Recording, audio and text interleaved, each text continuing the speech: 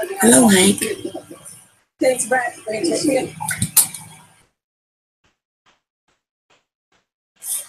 Goodbye, Hank.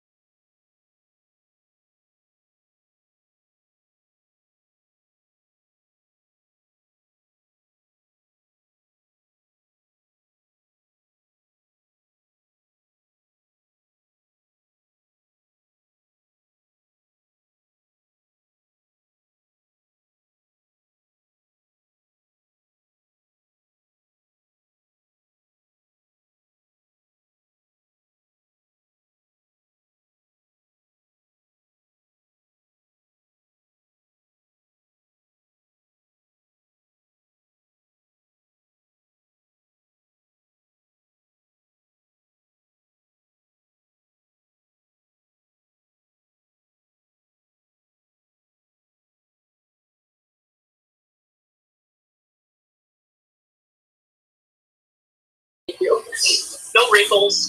But anyway, so it was, I was very flattered, and I spent the next half of the concert feeling flattered. And then when it was over, we got escorted back there, and these big doors opened up, and he was standing there, and I just didn't yell, but I went, "What?" I remember saying, "What?"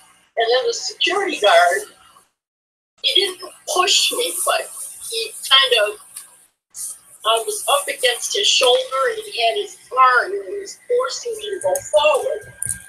Not my sister, just me. And I had to break free from that, and I don't know if I could swear, but I did say, you can say whatever you need to. Grabbed Martha's hand, and I said, "Let's get the fuck out of here." And I literally went screaming down the hall. I had told this story to lawyers, to news agencies, and I guess because he didn't actually touch me, although the security guard pushed me, but I guess the lawyer said statute of limitations were up, and every time I see that guy on TV, and he's being honored for this and that, and I was crushed. I mean, maybe somebody with a more normal background could handle it better. He's still alive, huh? Yeah, but yeah, that was so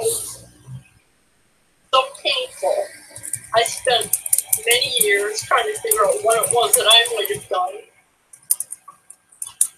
that caused something like that. I just thought it was me going to meet a star, and it was me pretty much meeting a pervert, and who looked at me in that way. And I had been sexually abused, and it just felt like it was horrible. It was horrible. It wasn't different from anything else I've ever experienced. I wanted it to be a good experience. I wanted to walk up to him and shake his hand and say hello and tell him how I admired him for many years. And as soon as those doors opened up, it was awful. It was an awful thing to see. So were you injured by the security guard grabbing you, or you felt threatened and intimidated, obviously? Right. I felt I was being forced forward by the security guard. I don't know if Chubby Checker told him to do that, but I think when the security guard heard me say, "What?" he knew I was going to resist. And he was looking out for Chubby Checker, not for me. Of course. And he forced me forward. Well, it looks like he's still alive. He's about 76 right now. Yeah, I know. And have you encountered him at all in the time since this occurred? No. Have you heard of other allegations against him of a similar nature? I never have. And I just wonder how many people, girls, women, that may have gone through what I went through and didn't have a voice. You know what inspired me to contact you was this sudden influx of the acknowledgement of the perversion in this world. Yeah. And people are paying attention. And I was sitting there going, I want to be acknowledged. Even if somebody just reads my letter and never contacts me, at least I know somebody read about it. I agree with you that it's being acknowledged now. It seems like every day we're hearing more and more. I mean, just before we began this broadcast, I saw a report that Charlie Rose, of all people, has been accused of fairly regular abusive behavior. And of course, Charlie Rose is somebody that I think we all watch. like what's his name? The Mr. Rogers. He's like a Mr. Rogers type of clean. Right. I certainly don't want to conflate Mr. Rogers with sexual abuse, but I agree. Charlie Rose is a very straight-laced kind of guy. His news show is very, reserved and conservative and kind of, you would not expect that. No, that's sure. It's just like one allegation after the next. True Pundit was reporting on the Charlie Rose incident as well, talking about the casting couch. And, I mean, basically it's been known. It's not much of a secret, really. Someone was saying that he was caught with child pornography years ago. I don't know about that. We better look into that. But if that's true, that's disgraceful. Wow. See, he'd be the last one that I would. You would not expect it. See, the other thing that's very interesting to me is, we look at what's happening now with Bill Clinton, and there were, I think, new allegations, or the allegations were renewed.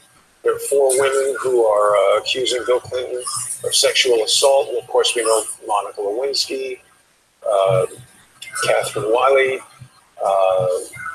Juanita Broderick. I mean, the list goes on and on. Jennifer Flowers. There were so many women. And the article that I saw today talking about Clinton spoke about how his political career has been plagued by allegations of sexual assault, almost trying to manipulate the words into seeming like it's somebody else's fault. He's been plagued with this, not... He's the victim. Right, trying to make it sort of sound like that. So I'm pleased that you came forward, and this obviously takes a lot of courage. You've told me that for years when you've tried to reveal this story to people that they didn't take it seriously, and that they told you that the statute of limitations had run out. But I think it's important that, as you said, now that more people are coming forward, of course, Al Franken has been accused of various acts of sexual impropriety. I happen to think he's a terrible senator and says and does a lot of dumb things. So, I don't know, I mean, that's not really related to sexual assault, but it's interesting to see how, these are things that have been sort of widely known. We hear about Harvey Weinstein, of course. I think he's been at this sort of behavior for many, many years. So it's interesting to see how this comes forward. Now, obviously, I understood that you had somewhat of a career in Hollywood. Is that correct? No, I never. I misunderstood our conversation. Yeah. I apologize for that. No, I never have. No, okay. The best done is get up on stage and sing, but after that, I'm an introvert. Got it. But you are a professional singer, so meeting Chubby Checker, it seemed like an opportunity. You were young at the time. It seemed like an opportunity to meet someone in the field that you wanted to go into, and you obviously had much different expectations than what ultimately occurred. I mean, of course, we've heard about the activities of also Kevin Spacey, and it just seems like once these things come forward, there's a flood. This article here, Kevin Spacey was talking about how the mother of the individual that has accused Kevin Spacey of sexual assault has now been approached by something like 8 different individuals who are saying that Kevin Spacey did similar things to them. So perhaps someone watching this broadcast will say, hey, wait a minute, Chubby Checker did the same thing to me. That would not surprise me at all. It was like he had done it a million times, and he expected completely different results from me. Right. He wasn't expecting me to go running off. Well, as you said, a member of his entourage basically plucked you out of the crowd, shoved you into the room. I mean, that sounds particularly bad because that's like almost like a gang attack where you've got more than one person. I mean, a man against a woman in a typical physical altercation is already enough of a kind of overpowering, unfair disadvantage. Now you've got two men who are containing you. And what was your sister doing at this moment? He was standing there. He pushed me forward. She stayed right there. And that's when I reached back. She grabbed my hand. And then he pulled me and we took off back down that long hallway. Mm-hmm. So I thank God that she was with me. I didn't want her to miss out on the specialness of meeting a star. Right. I wasn't, I didn't take her with me out of fear. Thank God I had her with me. Thank God with me. And over the course of the years that you've tried to bring attention to this matter, has your sister ever acted as a witness on your behalf? Well, she passed away in 92, but up until that point, he went with me to a couple of lawyer appointments where I was told that statute of limitations, he didn't actually touch you, this is going nowhere. So that's pretty much, then I gave up. And, I stopped going to lawyers because I went, I think 3, 2 in Michigan, 1 in Massachusetts. I called, I think I wrote to ABC, NBC, and then just recently I wrote to a talk show host on radio and you. You responded within a week and a half, which I thought was a shock. I'm sorry it took me that long. I'm just overwhelmed with messages. It's sometimes difficult for me to find the messages. But I do appreciate you contacting me, and I wanted to bring your story to our audience because it does seem like there's a much different national conversation going on right now. I mean, of course, I'm sure you recall in the 1990s when Bill Clinton was accused of his sexual relationship with Monica Lewinsky. I guess that was, somewhat consensual, although obviously, just as you said, when you've got this situation where someone is an older man who's a celebrity and has a lot of power, I don't know that that's exactly an even-handed, consensual kind of a thing.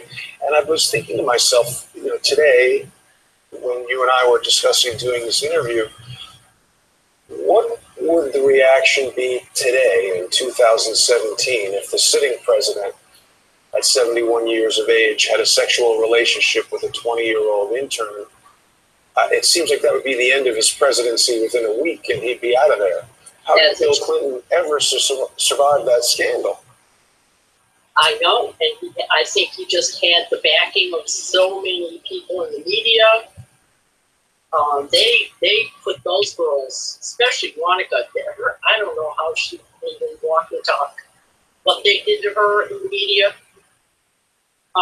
it's disgraceful. A couple of people have come out and apologized for the way that they talked to her and down to her and insulting her, all the way from having a relationship with this older man and all the way to her weight. I mean, they tortured that woman. And I give her credit, walking and talking and pretty much a normal girl. And what they did to her was cruel. And the others. But a lot of people just focused on, and they've got the jokes now, of course, that are going on, Lewinsky. And it's just ruined her life. And that's so that creep can maintain his political status. And there's so many people waiting for him to fall, really, on that point alone, much less everything else that family has done to this country. But as far as what they did to those women, it's just it's outrageous. And like you say, if it happened nowadays, in this climate, they'd jump on you and they'd leave you out to dry within a week. Your career is over. I think it's a good thing that we're getting to a point, as I said, in the national conversation about this, where it's no longer being accepted. All of these allegations are coming out, and it's important that victims like yourself support each other and other people and come out and show women that even if you've been told, the statute of limitations is up, or there's nothing you can do, or you're fearful for your career or other reprisals, it is important that we talk about this. Now, Karen, are you familiar with the case of Kathy Shelton? I'm not sure that I am. Kathy Shelton was a young girl in Arkansas, I believe, who was raped at the age of 12 by someone in their 30s or 40s, and she was badly injured. Was that Hillary's case that she took to court? Yes. I wasn't. Oh, yeah. They pretty much accused her of him raping her. Right. Yeah. Hillary said something along the lines of, this 12-year-old girl sought out the attention of older men. Or what's your opinion? Hillary Clinton is sort of positioned as this champion of feminism. How do you feel about that? Well, I think that he's been riding the surf on pretty much all lies. He was fired for being a liar as a lawyer over Watergate. And then, of course, he lied about the girl in the court. And then he lied about just about everything else since then. So the feminists who are following her and admiring her have fallen for the lies. It's very surprising how they're able to get away with these lies, how they're able to convince people of things that are just so far from the truth. We've got someone in the comments here on YouTube who's telling me that every 98 seconds, someone is a victim of sexual abuse in the United States. That's a scary thing. It is scary. It is scary. I've suffered a lot of real contact sexual abuse. You've suffered a lot of it, you say. I have contact, but not from the Hollywood music industry. It was from immediate family and neighbors. So one lasted from age 9 to 13 until he was killed in a car accident. Oh my gosh! 9 then to 13. That ended because he was killed. So, yeah. And have you had the opportunity to discuss these incidents with a mental health professional or anyone who's helped you deal with these? I mean, these are major assaults. Yeah. I think, back then, I was involved with so much dysfunction. I had narcissistic, drunken mother, abuse, a lot of alcoholism. It was a nightmare growing up, which is why the music for me was so important. And it stayed important until that happened. That was ended your enthusiasm for music? No, it really darkened it for me. So I went into a long period of time where I wouldn't listen to music and sing. But then I just had that, I just love it so much that I did go back to it.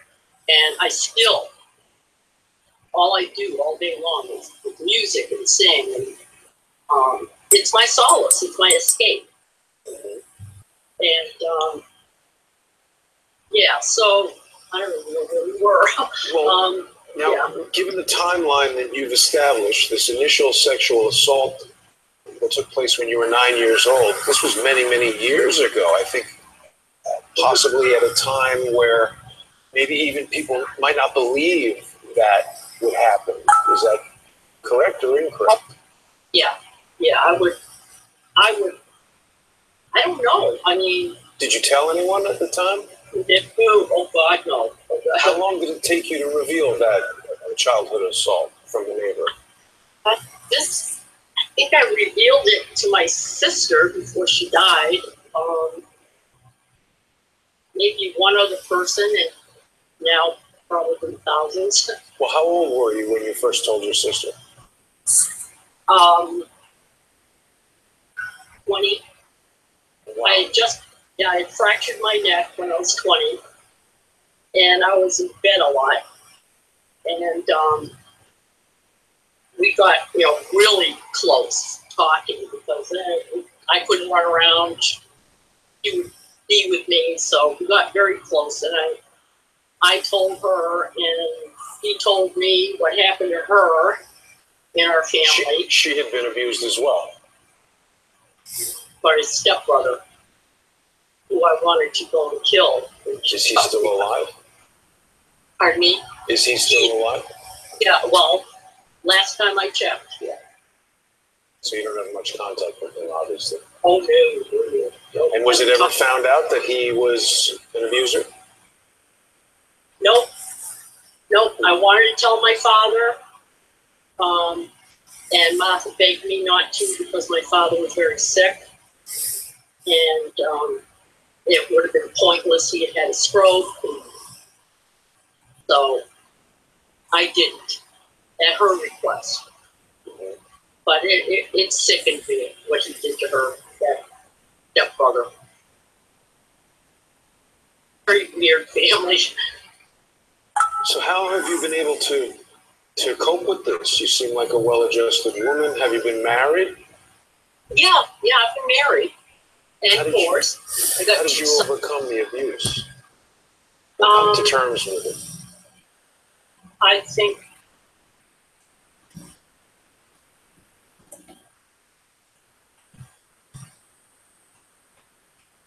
Ike, are you here?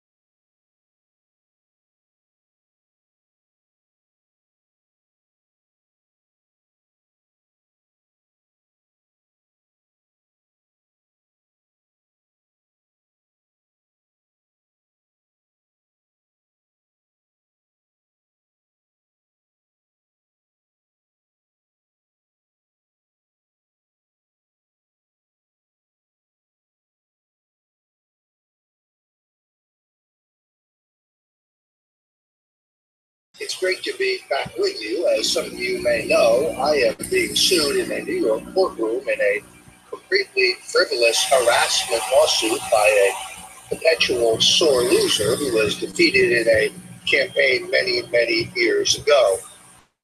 This suit will come to trial on the 27th, and I will try it. But that did keep me off the air here at the War Room, and therefore I'm sorry to say I missed you all. If you're watching closely, you can see I am wearing the In Your Face InfoWars t-shirt as a reminder that these terrific items can be found right now at the Infowars.com store. These First Amendment-oriented t-shirts are a bargain, and right now, many of them are marked down to about 50% off. So if you want to if you really want to aggravate a snowflake, if you really want to set off a liberal, believe me, as I learned in Manhattan only last week, the t-shirt I am wearing will really do the job. And when you go to the Infowars.com store to pick up one of these terrific items, you help yourself, and you've got something you can wear every day to commune with like-minded patriots and also identify the libtards in your universe. But you also help us with the expansion of Infowars. We are the cutting edge of the resistance to the globalists and the two-party duopoly that have run this country into the gutter. We can't depend on a George Soros or a David Rockefeller to subsidize what we do here at InfoWars.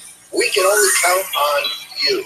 So please, go to the store, look at the terrific bargains there, whether it is the all-natural supplements or whether it are things like the great InfoWars in-your-face t-shirt, and order today. Oh, and it seems to me that sexual harassment is breaking out all over. New revelations today on Bill Clinton.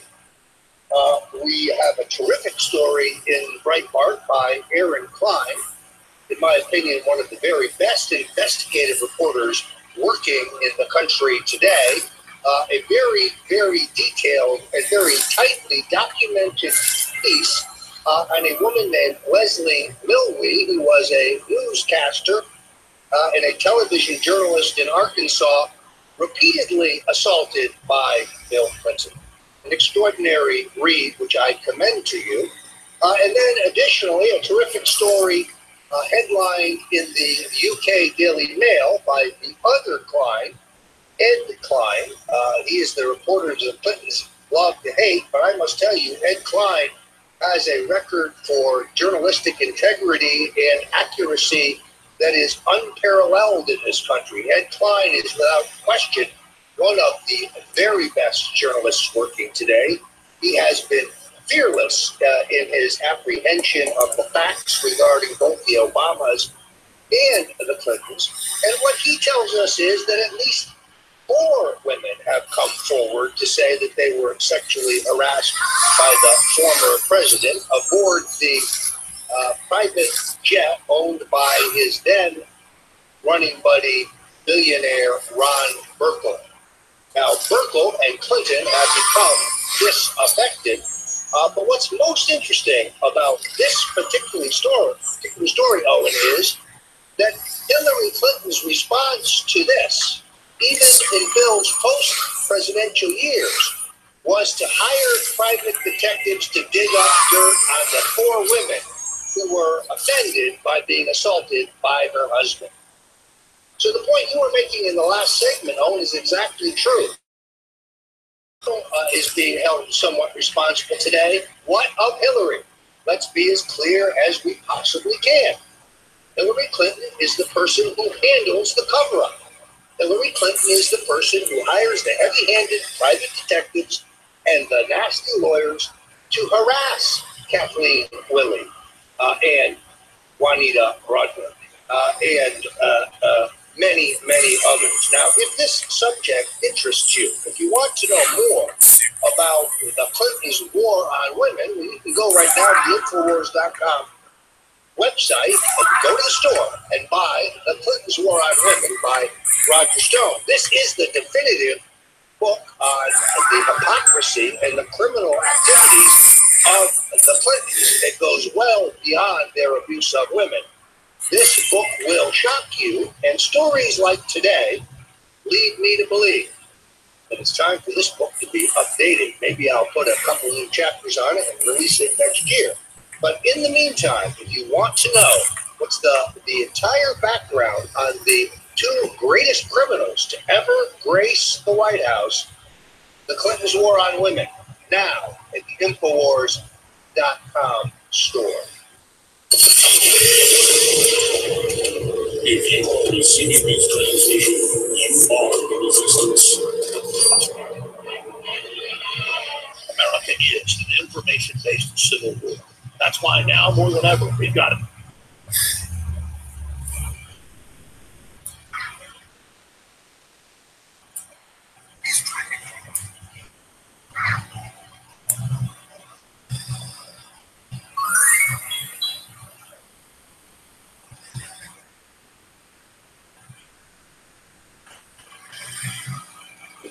everybody. Welcome. One of my favorite guests tonight, everybody's favorite sleuthing grandmother. And if you've been watching the show, you know that I'm speaking of What Big Eyes You Have. Hello, What Big Eyes You Have. How are you today?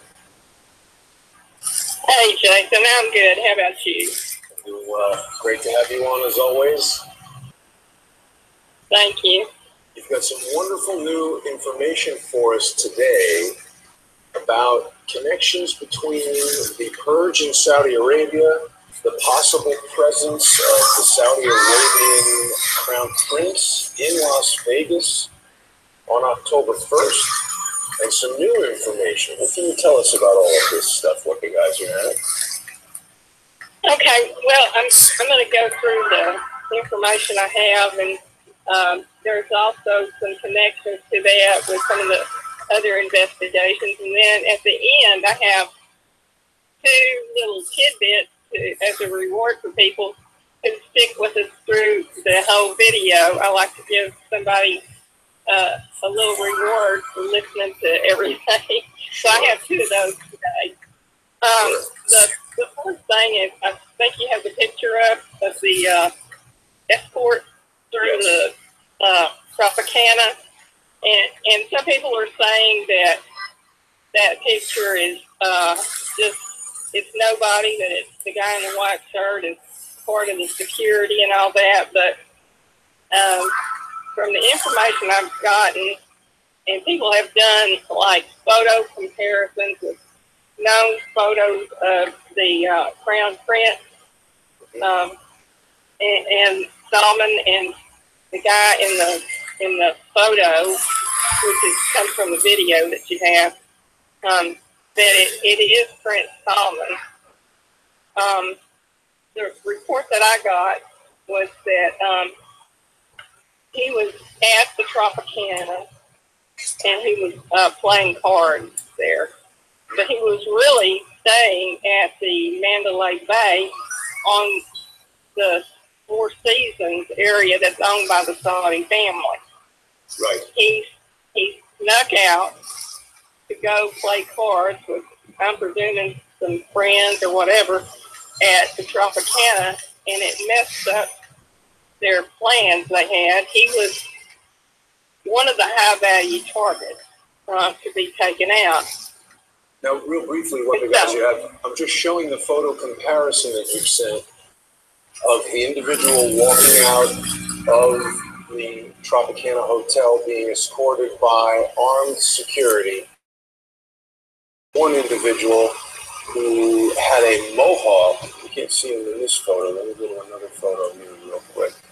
Individual with a mohawk. Now, I've checked with, I haven't been able to get this information directly from the Las Vegas Metro PD, but when I was speaking with Thomas Paine the other night, he found it very unlikely that a major metropolitan police department would allow an officer to wear a mohawk. Now, I think people have identified this guy as casino security. It looks like all of these guys are wearing uniforms with some kind of patch on the arm, and I don't know what that patch is. I wish we had some better photography of that, but that's what we're looking at right there. So the photo comparison, I think, that you've sent that shows Mohammed bin Salman in a couple of different photographs and has got a red circle around the guy exiting. That looks a lot like him to me. Right. Well, the thing is about those, the security people there, I believe it's the transit security people. You know, their contract security that the Saudis hire, and probably that is the Crown Prince's own personal bodyguard team. And so, you know, that's what I'm thinking it is. Comments, What Big Eyes You Have. Lev is telling us that they look like Blackwater or G4S, and certainly there's a whole lot of G4S presence in Las Vegas, so that's a definite possibility. Epic Flip Pics says it's a guy named Jason Buff. And I believe I have heard that before, although that sounds like a really fake name, Jason Buck. Right. Could be. Who knows? Yeah. Jason is Buck, huh? I guess so. Because he looks like he's really, been working out. Yep. Yep. But anyway, What kind of that's background can we get before you proceed with? Because I know you've got a whole extensive thing here, but let's talk for a minute about Dahlman and how he came to be the Crown Prince. okay. Well, he is the son of King Solomon, and I was going to go into that further down here where I've got it written out. Okay, I'm sorry. Let me not throw off your order. Well, that's okay. I can come get down here and then come back to tell you. Okay. What happened is King Faisal, who had a son who was the Prince Alwi bin Talal. That's the one that had the richest. He's the richest guy that owns 51% of the Four Seasons and other things like into Citibank and Twitter and all that. I pictured him in the thumbnail graphic for tonight's video. Right. He should have been the one to be next when King Faisal, who was before King Solomon, took ill. But instead of naming him, King Faisal named his brother King Solomon in his place. Where the jealousy and rage for it, source. And so that's how then the King Solomon named his son as heir to his throne. And so that's how that happened. And the difference is there's two versions in the House of Todd of their version of Islam and the way they worship. And one is Wahhabi, which is the extreme Islam. And there's another one in that family that they follow is Sunni. And so in the Islam religion, there's actually three factions. There's Shia, but in the House of Saud, it's Sunni or Wahhabi. Wahhabi is the really extreme version. Sunni is the really moderate version of Islam. And so that's where the trouble starts, is that King Solomon, he's still king right now, he is a moderate. He wants progress through change for Saudi Arabia. The Wahhabis don't want that. They want everything to go on like it's been. And the bad thing about that is it's connected to the things that have been going on in this world that are causing problems, connected to 911, all kinds of things, the Bushes and the Clintons and all that. So that right there happened, the attempt on the Crown Prince is what threw this thing into a headlong, how would you call it, advancement of what they had planned. They said, well, this is it. We're not going to spend one more day. We're going to initiate the change. So that's when King Solomon announced that his son would be stepping down and passing on the power to his son. And he's preparing to do that. So Prince Mohammed bin Salman will become the ruler of Arabia.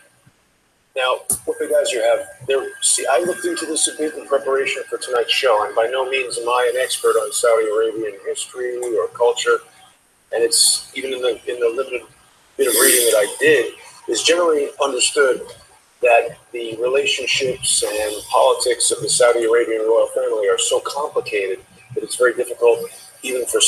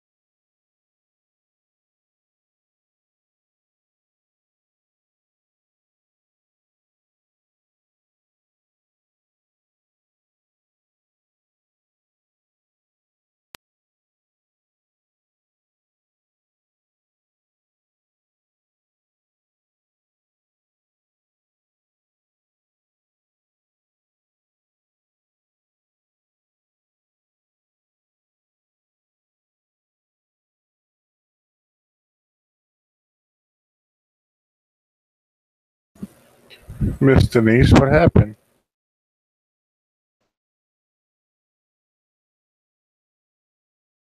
Element Hey, of Donnie. deep state versus Just a Trump. second. Let me turn this State off. colluding with some of the Okay.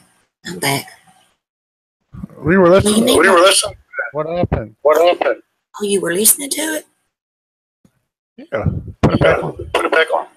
Okay. I'll put it back on. guys in Saudi Arabia. You're going to be telling Okay. us, of I'll course, leave it. about Prince Bandar, who is one of the high-powered individuals to be imprisoned. And we, of course, know that Prince Bandar was named as a pivotal player in 9/11 when the 28-page Senate Intelligence Committee report was declassified last year. Right now, I'm showing a picture of George W. about to make out with the king of Saudi Arabia. I think this is King Abdullah, could be wrong. And Yeah. Bandar is hanging out in the background with Can you hear it, Condoleezza Donnie? Rice. And Bandar is longtime friends with the Bush family. He used to hang out with one of my least favorite scumbags, Bobby Bush, and they would even go on fishing trips together and send each other, romantic, cordial I can screen notes. share it. So I don't trust any of these guys, and therefore I am immediately prone to liking someone that would stick them in jail. But then there's all this other crazy stuff going on. So why don't you please continue and take us down the road of the rest of the information you've got. Okay, well, to get back to Bandar, the Bushes are so close to him, they call him Bandar Bush. I mean, that's an inside joke in the family that he's like part of the family. And so, anyway, and the thing that happened with the prince that was named before Solomon as crown prince, he was there just a very short time, and then something changed, and I think what you said about involvement in drugs and stuff like that is what happened. I don't think it was anything on the part of Crown Prince Solomon to bring him down. I think he brought himself down. Well, we got to look into that further because I think there is some intrigue there. Well, Solomon is kind of an aggressive guy as far as wanting to institute change in Saudi Arabia. Yes. And so when his dad gave him all these things to do, he just dove right in it, and got to working and doing this and doing that because he sees that the future of Saudi Arabia doesn't rest in its oil, that the family can't sit back on its laurels and still have the same kind of income that they've been used to. They're all spoiled, and they've been used to this enormous wealth. And one of the things that keeps them in power is they have to keep their citizens happy. And when their resources are dwindled, their ability to keep the population happy with money and stuff like that, that's going to dwindle if they don't keep something up. So he sees that the future is creating more industry in Saudi Arabia besides the oil. And there's also something I ran across today that's very interesting. It's about the water. It's surrounded by the ocean. They're losing their water as far as in the ground water that they can use. And there's a huge population there in Saudi Arabia and North Africa, and it's all drought stricken. And so, you see in Yemen where they're destroying blowing up the salt water reclamation things, and that's an expensive thing to operate and all this. So part of that too involved is getting water, and if they can control a lot of water in the area, then that is well too. So there's a whole bunch of things. Yeah, there's a whole bunch of things involved in that. But anyway, let me get back to the arrest here. Yes. There were 11 princes and 4 ministers that were cracked down upon, and it's been referred to as a power grab. Now, you know, some people say, Is this IPO well, gonna it's happen as better. Some planned? people say it's Well, worse. you know, when the deputy but crown prince then, it's, Crown Prince Mohammed bin it's up Salman to, announced you know, that the the judge for sorry. themselves. I'm sorry, what the guys have a video started automatically. The opponents of Prince Salman are calling it a power grab. Yes. Right, right. They're calling it a power grab, and some people say, no, it's trying to better the country and kind of walk on the good side for a while because, you know, they've been on the bad side for a long time. And the billionaire Prince Bilal is the one who is the stakeholder in Twitter, Citigroup, and he's one of the ones that they're locked up in the Ritz-Carlton. Right. And that Ritz-Carlton is the same hotel that President Trump went to when he met with the king the first time. Well, I sent you this picture of their camp out at the hotel there of all the prisoners. And they have not only them, but their families are there too. And it's kind of strange. You know, you look at it and they've got these mattresses on the floor and they've got blankets and everything, but everyone has to sleep on the floor. And I was looking at that and I was thinking, now, what is this about? What does this signify? And I was researching back, and it's like getting back to your roots, letting them know that they're no longer wealthy, they can't have extravagance, they're going to sleep on the floor like the Bedouins of old. In You know? the Ritz-Carlton, so it's a little incongruous.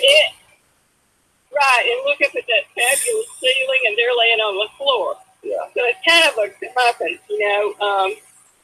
There's business leaders in there, and so it's kind of strange that they're laying there on these bare mattresses. And he converted the five-star Ritz-Carlton into a glittery prison for them. And so anyway, that's what I think is showing in this picture. And it's the first one I. Something else interesting about this picture, what the guys have.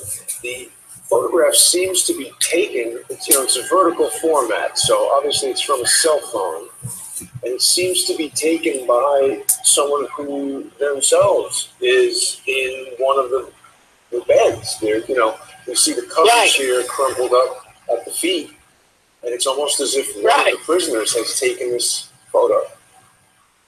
Yeah, it's kind of funny, like, you see him sitting next to someone, outside the country going, help. Right. What are they I'm having to sleep on the floor.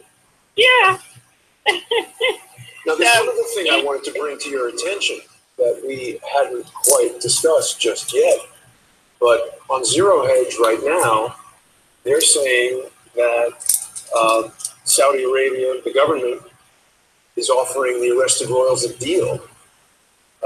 Something like 70% of their money in exchange for their freedom. But the thing is, if you've got like $2 billion and you give away 70% of that, you still have a ton of money. It just seems like just seems like different cheaters cheating the cheaters. I don't know what to make of that. Well, I had run across information to where they had like 800 billion hidden away from the Saudi government, these people that were arrested, like in offshore banking to keep from having to pay the taxes on that. Right. And from what I understand, that the King Solomon has confiscated a lot of their wealth. He's taken over their things to cut off the power to create the disturbances in the world, the money that was going to back ISIS and all this. And we can tell from the things going on over here that money's being cut off slowly because things are starting to happen. And so I don't believe that they were offered a deal. I believe that they had to give up because they were because of their evasion and corruption, those things have been confiscated by the Saudi government. There's a couple of And other so- interesting things going on.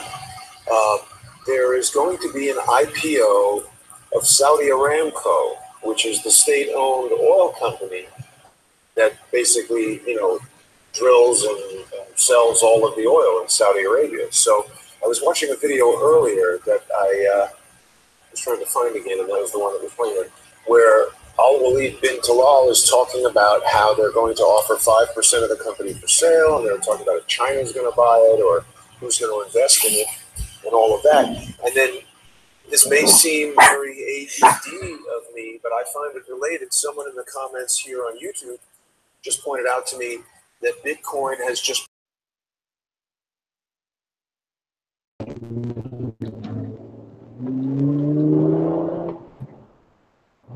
Hello?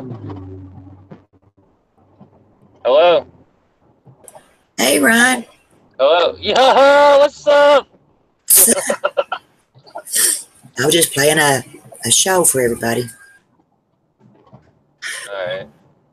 Yeah, I'm gonna be off the not off the radar, but not as helpful as I have been for a little bit.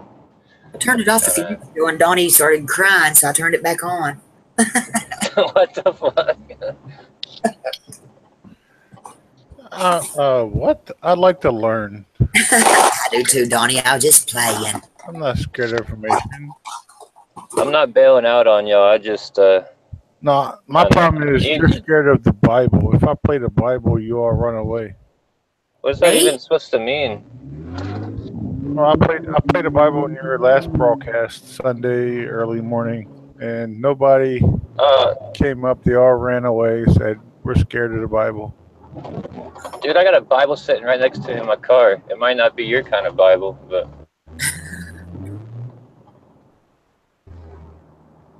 I don't know what kind of shit you're reading.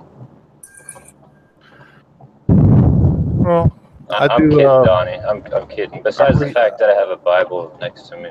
I read King James Bible, pre-Cambridge, 1890, 1892. Nice.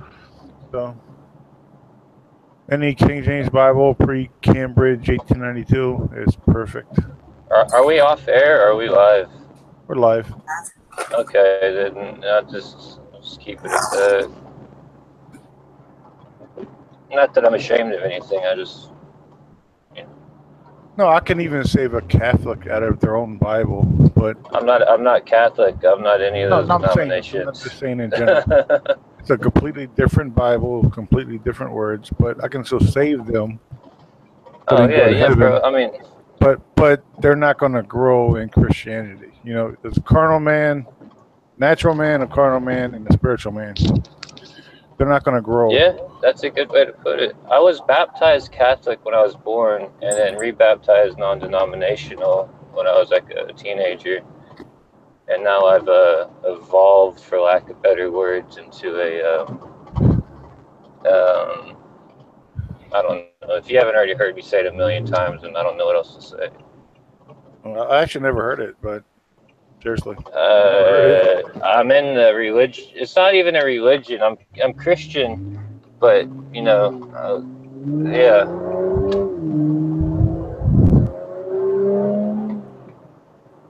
Hey, now, Ryan. You're on it. Oh, you can hear that? Yeah. Oh shit. I can hear that I got- piece of crap Audi. It's not an Audi, it's an Infinity. I know Audis Same suck. piece of crap. That's the point. I'm making Shit. This V6 will I'm wreck making V8s all fun of day. you. You wish it was Audi. No, really, I don't. I could have got one easily, but I'm not trying to brag. I just don't like Audis. Way. It's just overpriced like fucking crazy for absolutely no reason. Exactly. You don't get as near as much bang for your buck with those. Was it German, I think, or Audi's German or something? Yeah, like It's charged too Infinity much. is so overrated. I have no fucking idea why. It's too much money for nothing. Infinity or Audi? No. Infinity. Infinity? I haven't heard. I know people go crazy over 350Zs, but Infinities are kind of off the radar.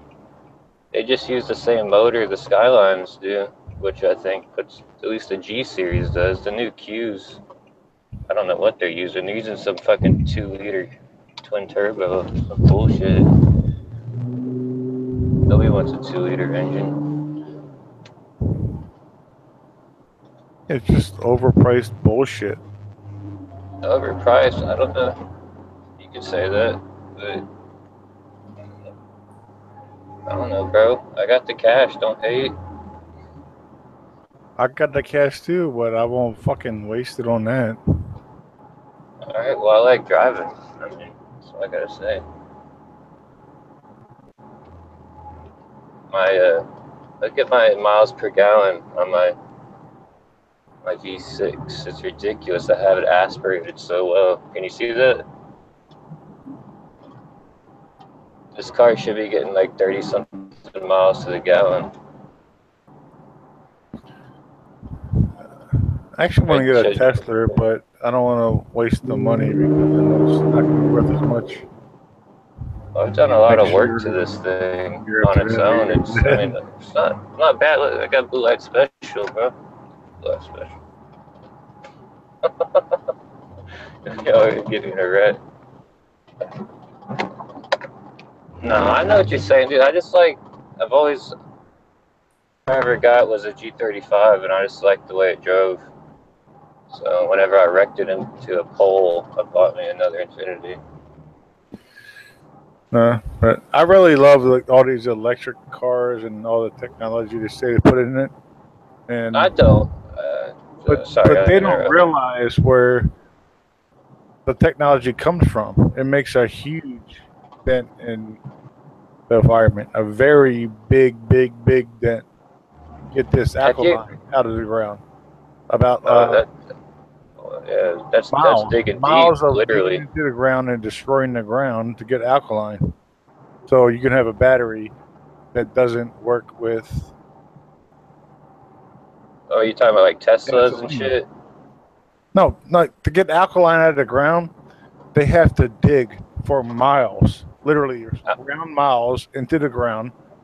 And I'm just curious, because alkaline just means like, are you talking about alkaline style batteries? Yeah, to get the alkaline materials out of the ground, they have to destroy fucking miles, like literally like 500 acres of land.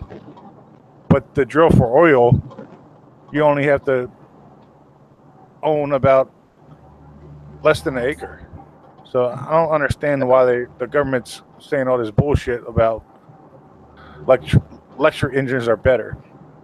But you have to destroy 500 acres of land to get alkaline, but you could just dig in the fucking ground and get oil with less than I never knew that, but sense.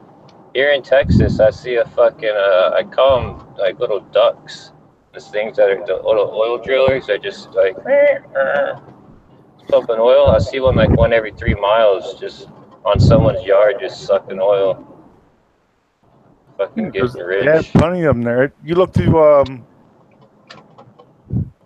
Virginia or West Virginia, all the natural gas lines they have. You see them like every mile. Yeah, it's definitely plentiful, and I think they try to create a scarcity to drive up prices. And I don't think it's made from 6 billion-year-old dinosaurs. That's just my opinion.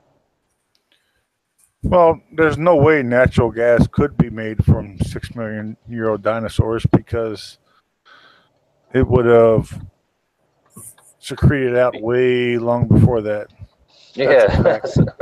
Yeah. It has about 100,000 year, or some have 100,000 years, some have a 300,000 years max before they would explode it. Because they're under so much pressure, they would explode it long before a million years or thousands of years. Or it's like the KY jelly for the tectonic plates. Who knows? I don't trust anything scientifically anymore. So It's the lubrication for the planet. Yeah, even saying the tectonic plates, the tectonic plates is all based on a scientific theory to saying how is the ocean so deep and where does all the mud go? Because they can't figure that out. I know, So yet they want to fly to Mars. Tectonic plates to say the mud disappears under the ocean. That's all another theory. Hey man, it's all about that hollow Earth. No, I'm kidding. I don't know. I don't subscribe to any theory. I mean, theories are cool and all, but once you try to turn a theory into law or fact, it's fuck up. Yeah, we pretty much don't know shit. Exactly. Yeah. But what we do know, to bring it back whole circle, not agree with what science tells us. That's the bigger problem. Yeah, well, to bring it back full circle, like you're talking about to begin with, it's the forbidden fruit, you know, the knowledge that men aren't supposed to know. I forget the exact Bible wording on it, but you know what I'm trying to say.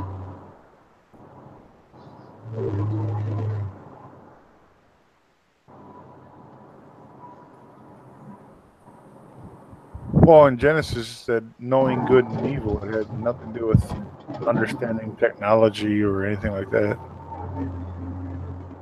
Yeah, but you know, I'm talking about that knowledge. Like, there's only certain things that God should know, and we shouldn't. Shouldn't be fucking with certain things, like creating human life, you know, out of a fucking test tube. I think, unless my pastor is just telling me bullshit when I was growing up. I don't know. Yeah, I never learned nothing in church. Literally. Me neither. Learned nothing. Well, I got me reading the Bible. Yeah. No, I think religion is nothing but a big ass Ponzi scheme. Sorry, anybody out there that subscribes to a religion, but they taking your money. They taking your money and making some massive mansions. Yeah, it's like fear mongering. You know what I mean? They try to get you to stay with them through like fear, like you're gonna burn in hell if you don't do this or that. You know, I mean, hell would scare anybody. The thoughts of burning forever. And then make sure you pay your tithe, which is 10% of your income, or else you'll burn in hell. 10% of every dime you make, or you'll burn in hell.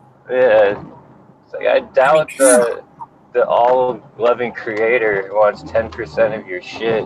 It's gonna make you starve, or else you're going to hell. I hope you keep talking about this when I get back, because I will blow your mind. Where you going? All right, you gotta piss. Something. Hurry it up. Number one or number two, I don't know. Well, we'll be here all day for number two. I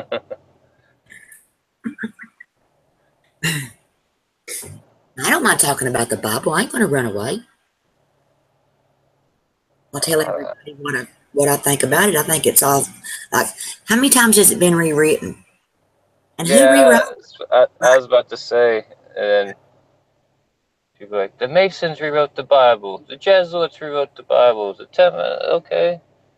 I'm playing devil's advocate, but you know, nobody knows. It is what it is. And you know, throughout all that time, you know, somebody crazy had to get a hold of it. Well, it's the Romans. Who knows what the Romans did? Shit. Why'd they take parts of it out? Yeah, like Enoch and stuff. Yeah. Who even knows if that's true? You ever read Enoch? Yeah, I have. It's like a fairy tale, but I mean in a good way. Like, talks about the giants, and I've read it. I'd like to. I can send you a PDF. Yeah, the Book of Enoch is interesting about, you know, the fall of man. Well, do you understand what the most important thing about the book is? Possibly. It's the oldest known writing to humans. He's like the grandfather of Noah or something, right? Or one of those figures. But the book itself is the oldest known found writings to humans in general. And It's the oldest Hebrew language known. And don't they talk about the fall of the Watchers and shit like that in that book? It says a lot of stuff in the book itself, but I don't. Yeah. Read it. You read it. I don't want to talk about that. But okay, I'm just saying it's pretty descriptive. The history of the book is the oldest known writing. It predates the writings from the oldest known writings, which were the Egyptian writings. And and these were the oldest known text of Hebrew. They predate Egyptian, and they're found in the book itself is found in so many tiny little places. Like you find like sentences, papers, like all over the place. You know, they put them all together and made the book itself, which I don't really trust. That's what I have to say. That's where I start to lose my faith in it, because the fucking Smithsonian and whoever else found it. They are the oldest known writings to man, period. They predate the Egyptians. Yeah, well, there's the Sumerians too, if you want to get all crazy, but who knows? They ain't got no Rosetta Stone. Yeah, but these were written on crap that should have disappeared, you know, like skins and stuff like that. But they still exist. But when they hold on, they date them, they predate. And they threw them all together and made his book. And I can't understand. I read the book, like it sounds great all the way to Enoch went to heaven, then came back to earth. I guess he did because he wrote a book. I don't know, yeah. But if he went to heaven, how the hell did he come back to write a book? He went spiritually through a dimethyltryptamine trip. Yeah. I don't know. Smoke some DMT, Donnie. It'll blow your mind. So I understand the scientific part of it, but the religious part of it, I don't really believe. Oh my God! This fucking highway is jam-packed. You got 6-lane highways at a standstill. Get the fuck out of this city. But you did go around him on the shoulder. Do what? Did you go around him on the shoulder? No. I'm just bobbing and weaving, to be honest, so you might hear a little bit of noise. Have you ever pulled out normally? What's that? Well, I mean, one time when I avoid making a child, but other than that, I'm sorry.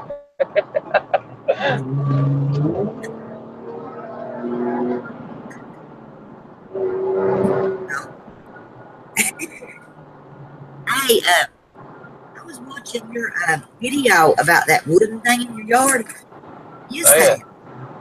It's a wooden dummy form. It's Wing Chun. It's like a kind of flowing form. It also incorporates like a conditioning your arm.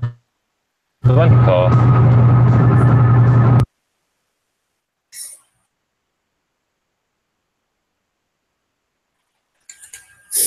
Phone call.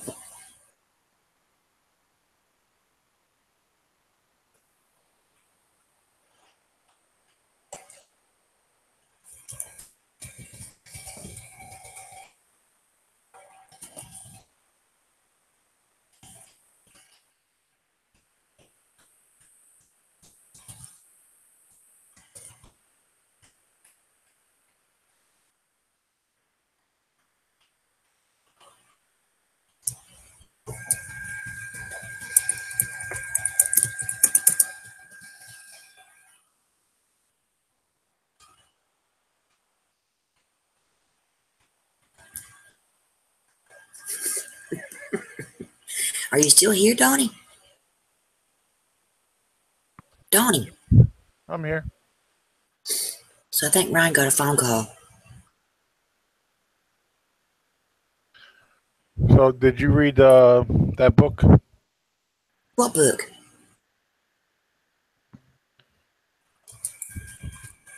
The book we were just talking about.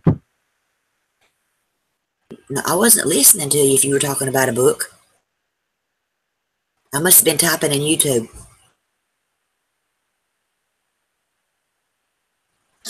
Which book were you talking about? When I came back from going potty, I thought you were talking about the Book of Enoch. Oh, yeah. I said that. I asked Ryan if he had ever read it. And I was just talking about it. I've never read it. I'd like to. And we were wondering, why has it been taken out of the Bible?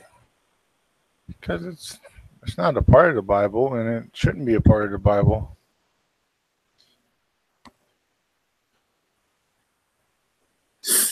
Why?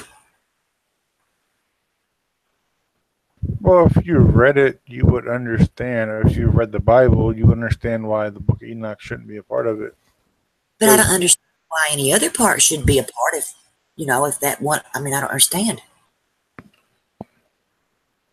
Well, the Book of Enoch is taking from tiny literature that's been found, like literally sentences that have been found and all put together to make this book. And all the literature that's been found does not make this book. They've added stuff to make it sound better, I guess. And if you read the Bible and understand what Enoch was talking about, he said in the Bible there are certain things that man should not understand. So it makes no sense that he made this book talking about all the things man should not understand. But you're going to have to explain it better. Well, the book itself is talking about the Nephima, which are angels that came down from another planet, the fallen angels from heaven,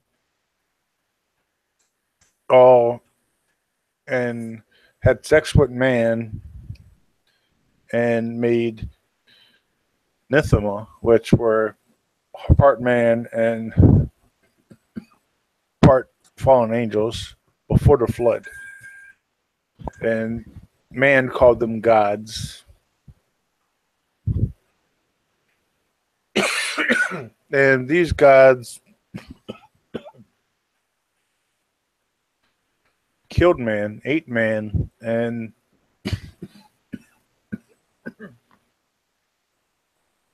did a whole lot of wicked stuff.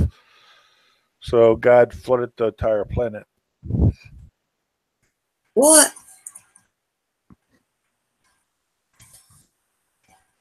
What'd you say? So God flooded these. I'm sick, but God flooded. Go ahead and get done coughing there. You can. The entire planet is the biblical flood. So with Noah? Yeah. Okay.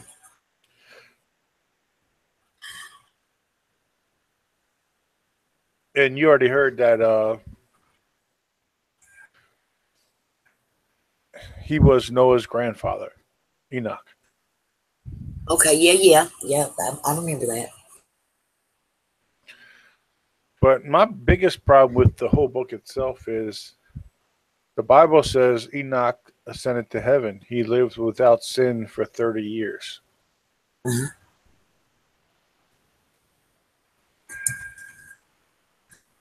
So when did he have time to...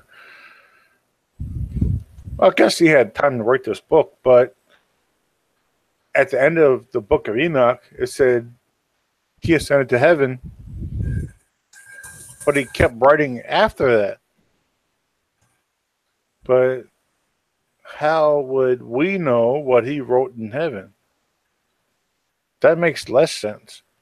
If he ascended to heaven and he kept writing in his book, how will we know about it? Yeah, that's a good question. He never came back. It never says he came back, but he kept writing. So I don't really put much into the book. itself, especially after he said, is that things you shouldn't know about. But to me, you say it. Wait a second, we're echoing. You say that there's parts of Enoch that don't seem believable, so therefore it shouldn't be in the Bible, like it speaks about giants and stuff like that. Well, to me, Donnie, it's no more hard to believe in a giant than it is for me to believe in or any of the other stuff that sounds. No. You may want to read into the Bible a little bit more, because you remember when the Jews escaped from Egypt? No, not really. Kind of, but I don't really know. I haven't read a lot of the Bible. You don't remember when the Jews escaped from Egypt? Moses. Well, kind of. Who Moses is and why he's so famous? Seriously. Well, yeah, he led them out, right? Yes. Yeah. And do you know he took them into the desert for 40 years and he trained an army. Yeah. And when he got back to Israel, they fought giants. It's all in the Bible. Like, why this crazy son of a bitch took him around the world? That's what you hear. He was training an army because God told him he had to. Yeah. He was fully trained by the Egyptians how to fight. He trained his people how to fight. Yeah. Before they got back to Israel, because it's a really simple trip to go from Egypt to Israel. But if people went straight there, guess what? They were all died instantly. So he took them down to the desert and trained them before they went back to Israel. And he raised a great army. They had many kids after that. Raised a big army. And when they got back to Israel, they fought giants. These were men 12 foot tall, 13 foot tall. And they killed them and took back their land. They found artifacts, though, of giant, skulls and other things, haven't they? Yes. They found them in America, too. Yeah. So, I mean, what's so hard to believe about that, then? For me, it's not hard to believe, but for evolutionists, it doesn't fit their narrative. So, well, that's their narrative. Then you have the Smithsonian steps in and, I'm sorry, we've lost and displaced all these artifacts.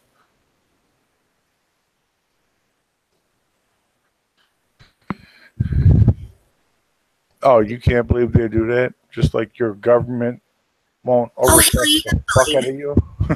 Oh, yeah. Don't forget who I'm a conspiracy theorist. You know that.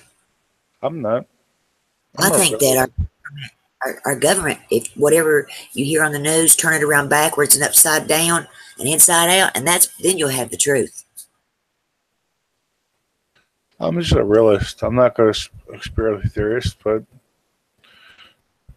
well, they may call me one, but I'm not going to believe everything that like I'm not Alex Jones, but I think there's a part of a lot of conspiracies that's true. I really do.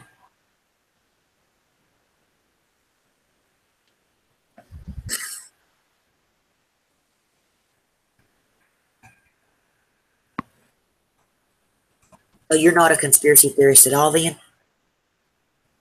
You don't think that 9/11 was an inside job, or that Saudi Arabia was behind it? You don't think that stuff? I don't know.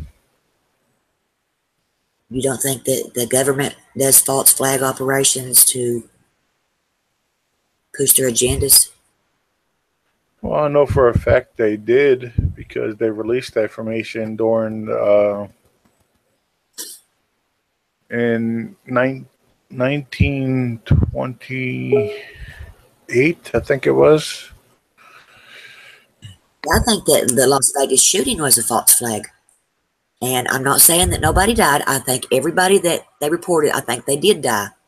I do think that people got shot and killed and hurt. I believe all that. I just think that it was planned so they could push an agenda of making the world seem a little more dangerous so they could push their gun laws. And also, they have found out this information that the CEO of MGM sold off 85% of his stocks 3 weeks before the shooting, right? Then he bought stocks in a company that sells those machines you walk through to go in an airport, like a scanner. You know what are they called?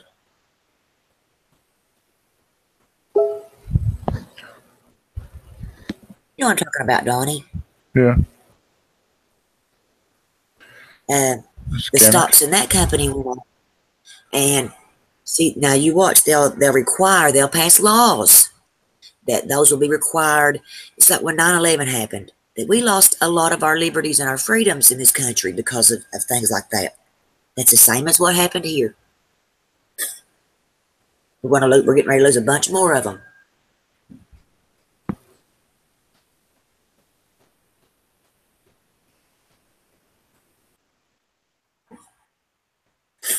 I bet that. I bet Well, you ain't that. Did you see what happened in the UK today? No, over the same period of time. Over the UK used to have rights to own firearms. Then some guy took a handgun and started going around killing people. Guess what? They lost the right to handguns. You get into the stock market, don't you? Then a couple of years later, some guy walked around with a shotgun and started killing people. So they lost the rights to own shotguns. You get into the stock market. Yeah. No. You do too. I remember you and Richard got into it. I wanted you to check something for me. I'm not into the stock market. But you know about how to look at it and stuff, right? You understand it. No. Okay. Okay. It's a whole nother language to me.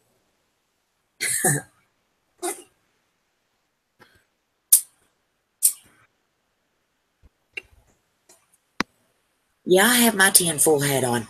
I really do. Tinfoil. I'm a conspiracy theorist. I just can't believe that so many people are still like asleep and they don't believe it. They still believe everything that the mainstream media tells them. Oh no, your government would never do anything to harm you. Well, because most of them depend on the government for survival. They get SSI checks or I'm talking about deep state, like food stamps. Well, see, that's what the government wants. They want to keep you on food stamps and welfare because they want you under their thumb. They want a nation full of slaves. And the more people they can get on food stamps and welfare, the more slaves they have.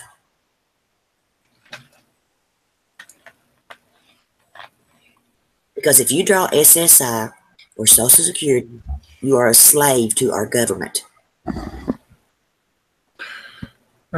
Then they're too dumb to realize that money isn't free. It has to come from somewhere.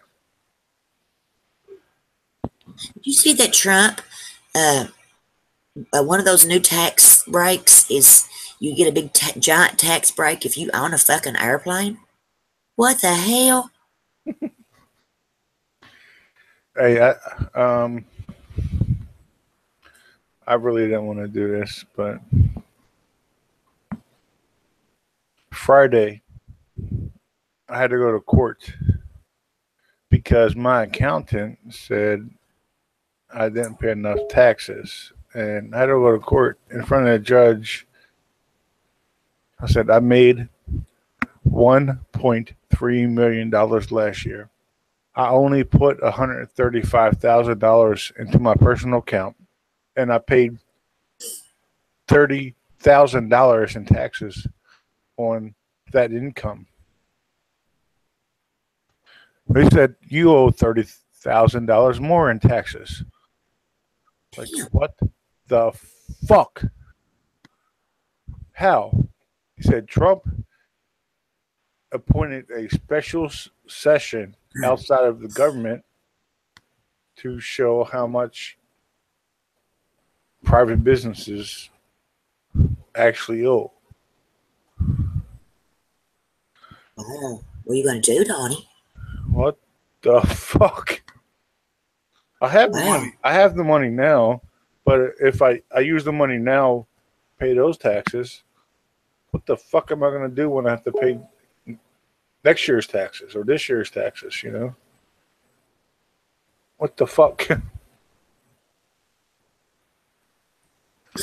Dang. But how long do you have to pay it? No, I'm already $30,000. It's already has penalties and fines on top of it, you know? Because taxes I haven't paid.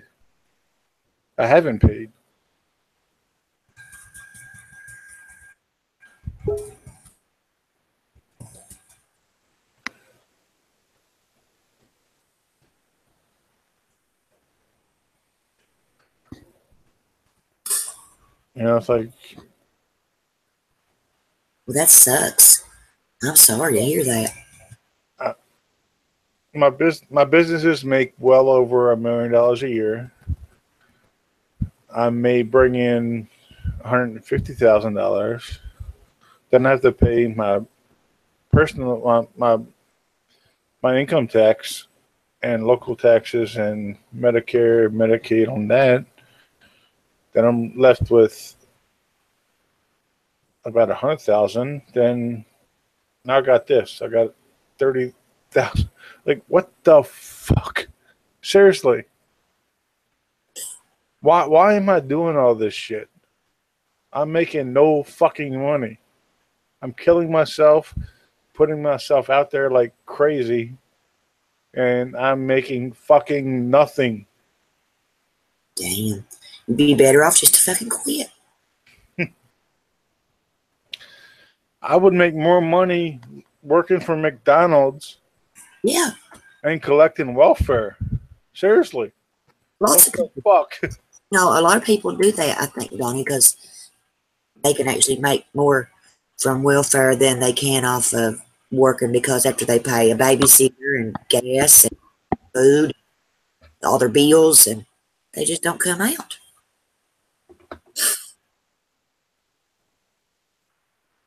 You know, I don't know.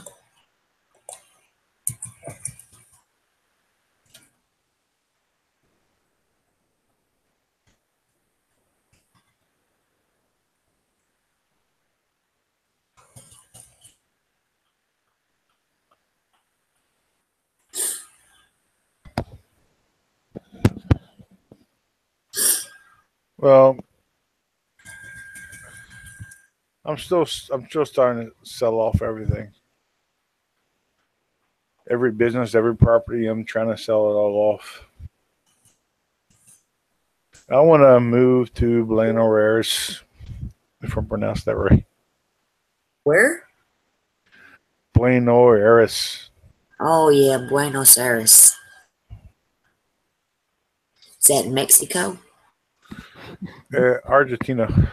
But it's pretty much like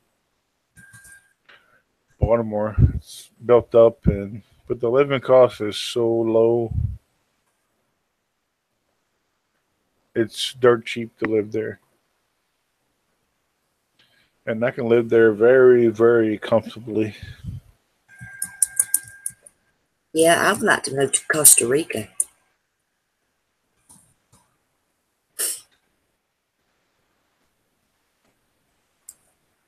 I've watched a lot of shows, you know, about that place, and it seems pretty nice. Well, you know, Costa Rica. I don't know if I'd want to live in Mexico, though. I think Costa Rica, is that in South America or Mexico? I think South America. Yeah, but they have earthquakes and tsunamis.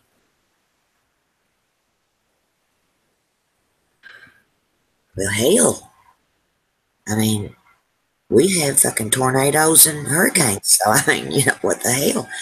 There's always something. Yeah, Buenos Aires never had none of them. Plus, the temperature is usually around 70 or low 80s.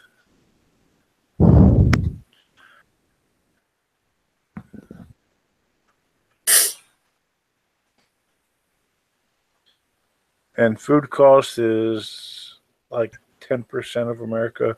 Living cost is 30% of America.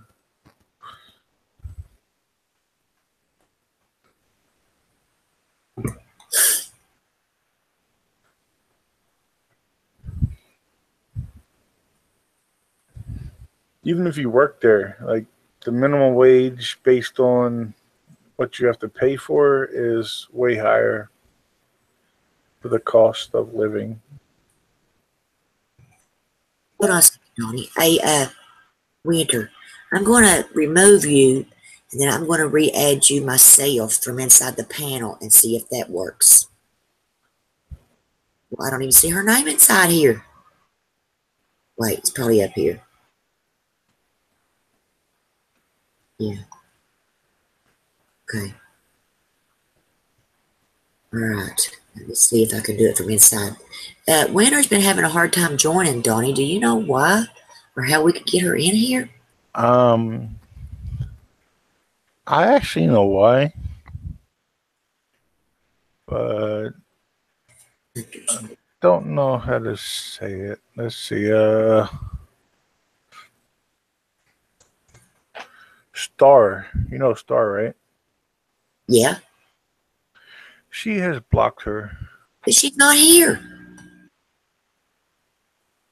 Okay, now I sent you an invite from inside the panel, Winter. See if you got it.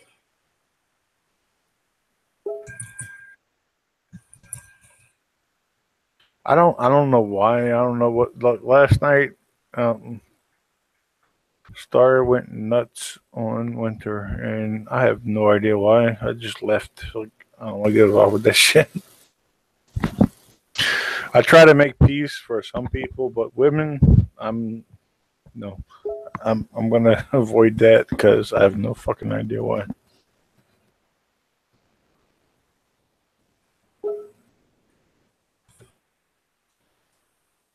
I know, me too.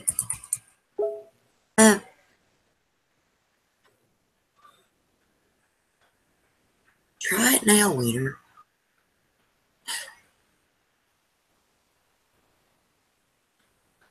Do you have Star added or any of her accounts? Added, but she's not here. Well, if you have her or any of her accounts added, then Winter can't join.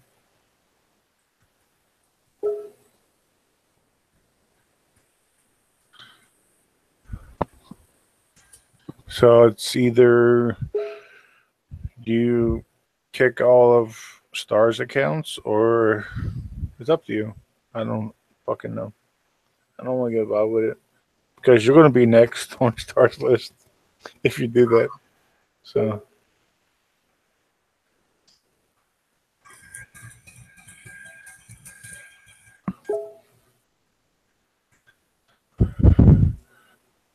But rules are rules. I don't know what rules you have.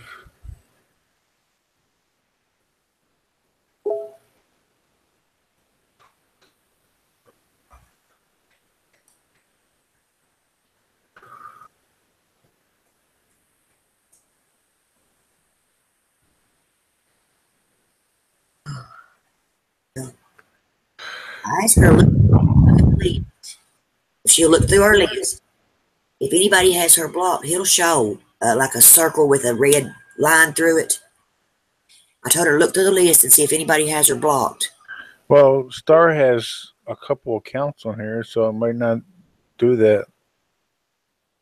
Star has, I think, 3 accounts or 4 accounts. Let me look and see who I've.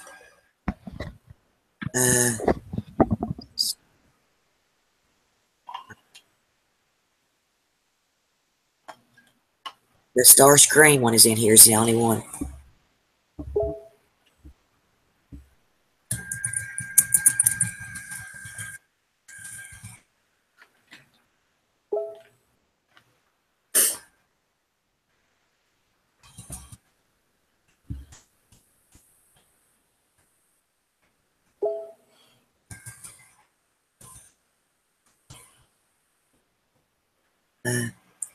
Look.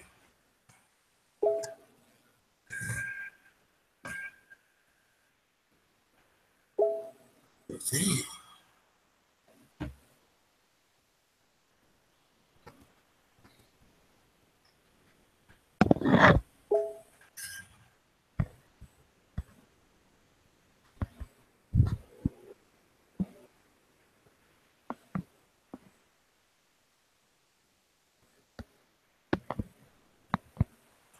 I just can't understand it. I added her from inside here too.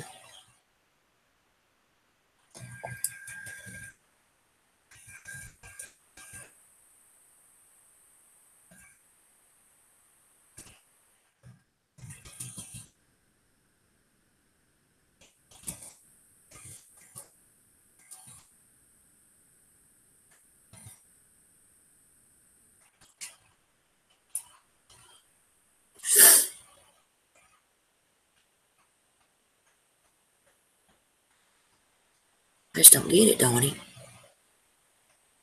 I never block anybody. Well, I take that back.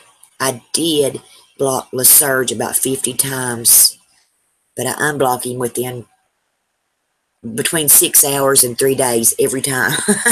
And then I'll take as much as I can take, and I'll block him and then unblock him. But, you know, that's not in, we're not in the same hangouts ever. So it doesn't matter. And then I have blocked Don't Tread on Me and Planet Gore, and I've blocked those 2 guys. But fuck them, you know, they deserve it. Assholes. Amen. Which, you know, before Trey had left, we had actually spoke. So I was glad that he left and us on a little bit better terms. Oh, Tread was in Crystal's hangout last night as under a different. Was that? I saw you chatting, you know, when they came in. I saw you accuse him of being Tread. How do you know it was him for sure? Well, if I tell you, I have to kill you. Oh, hell. No, that was Tread. Well, he didn't seem to. IP address. He wasn't very mean. He seemed friendly enough. Yeah. Of course he'd be friendly. He wanted to fucking get on panel and fuck everything up.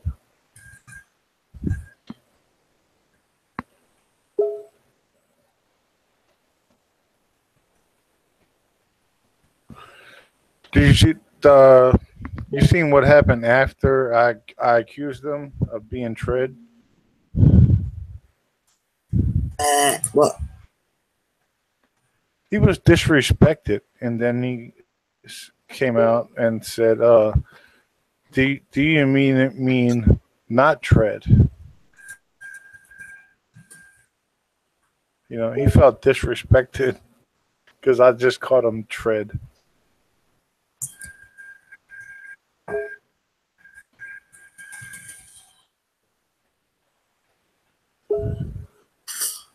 That's the only time I called him Tread.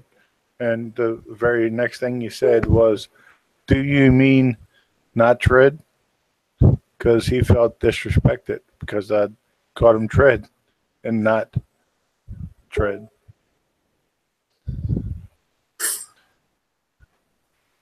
Well, maybe he wants to come back and make a new start. You know, with a new name. I've known Tread for a long time, since I first came on YouTube in June of 2015. And I met Tread was one of the first people I ever met in a Fox News hangout, or Fox News stream, not a hangout. I didn't actually use Hangouts until I came to Armando's, and then he quit, and then me and Crystal started, streaming. But Tread was one of the first people I ever met. That's why I hated fighting with him so bad. I didn't like fighting with him, but, Do you know his history? Do I know his history? Yeah, Tread's history. Yeah. Well, I know his history. Are you mean online or offline? Both. Kinda. I know a little about him. I know that he's married to a lady from Philippines, and I know he lives in Canada, and I know he used to be a bodybuilder who got really sick, and I've heard all the shit that he's told. He likes to talk about his sick a lot. Well, he worked for the Secret Service too, right? Oh, you don't know that? I don't. No, I didn't know that. He's not a nice guy. They actually work for the Secret Service for America, protecting people going to places like the Philippines, and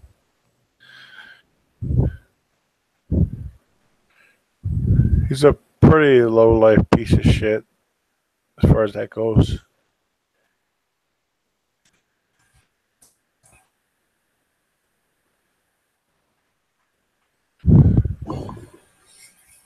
Can you hear me, Winter? Just a second, Donnie. Winter typed something out there. I'm going to see if she... Hear me?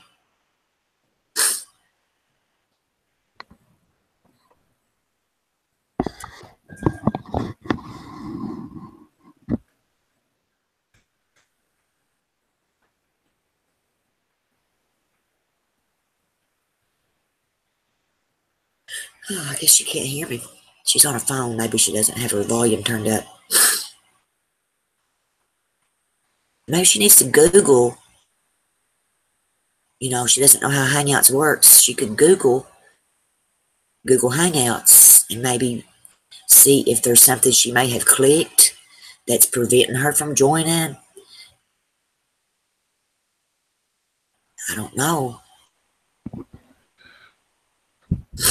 Well, Star. She said she can see Star's name, so Star doesn't have her blocked, or because when I had Planet blocked, when I would join a hangout that he was in, he would always throw up a warning that somebody was in that hangout that I had blocked or had me blocked, and it would give me the option to leave the hangout or continue on and stay in there, but it let me know somebody had me blocked every time.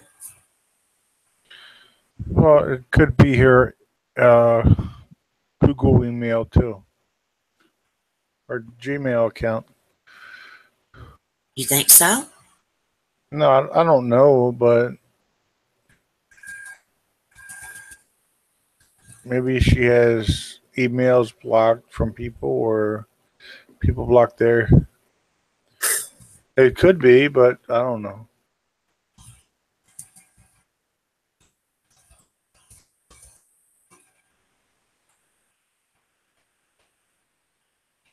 I don't know if I can add you, Jose. I'll try.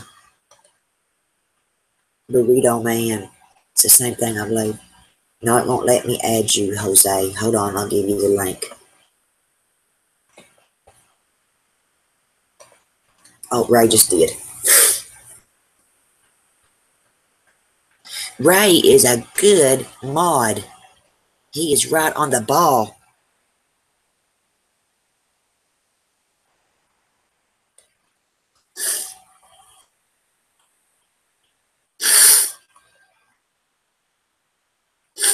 Oh, my nose is so stuffy. I was sniffing one night, and that crazy Kinder accused me of doing cocaine. I said, "Are you crazy, man? I can do cocaine."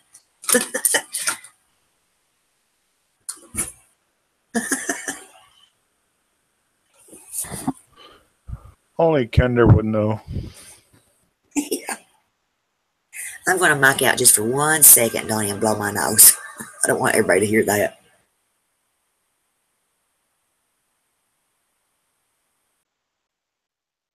I'm back. Now, see, that was way more pleasant when I went off mic. Choked up.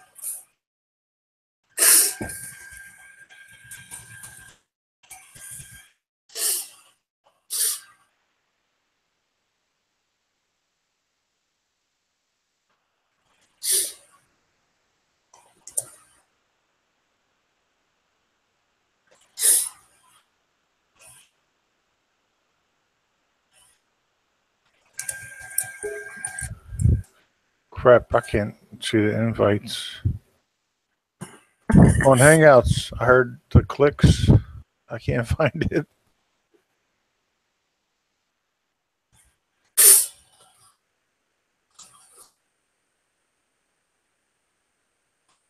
Winter's jumping back and forth from Hangouts to YouTube. I'll give her a message in YouTube. She'll be in the Hangout. I'll say something in the Hangout. She'll join YouTube. I'm like, dang. I asked her if she had another account. Maybe she could sign into another account and try to join with that one. I don't know. Oh, fuck. Roran added me. And I told him, stop sending me invites. If you want me to join your chat, add me so I can protect myself from your faggots. And guess what he did after 2 weeks? Added me. Well, looky who it is. How did you get on? Winter? And unmute yourself.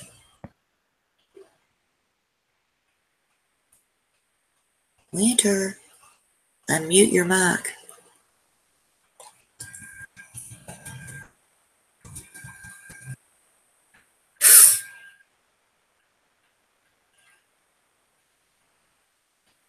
Go ahead, Donnie, about Goran. I saw that he had a stream going.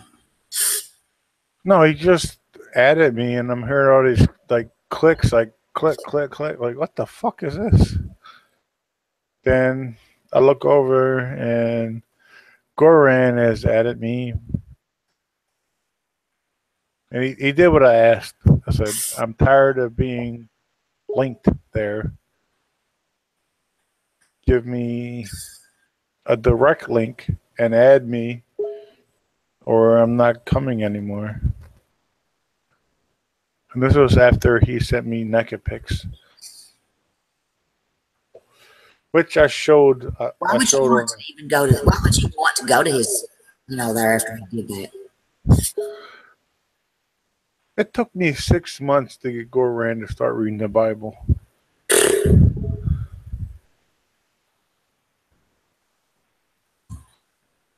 That's mean. Whatever. I don't want to see him burn in hell forever.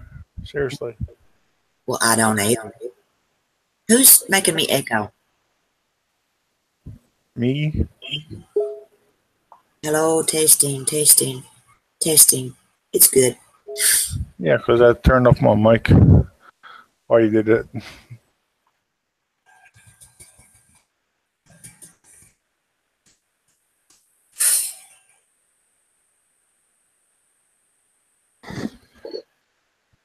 I know I'm going to heaven when I die. And I think... How do you know that you're going to heaven? Because Jesus died for my sins. Yeah. And I accept that. That's it. Plain and simple. That's what the Bible tells me.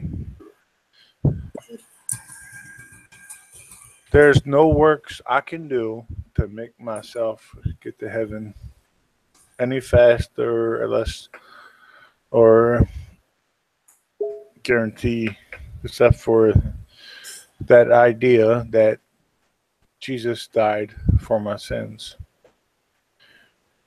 This separates my religion from every religion in the fucking world. Well, see, there's another thing now. There you are, blackguarding like a sailor. Are you? I mean, isn't that like wrong? Oh, I'm a sinner. Yeah, but is it right to Can't help it.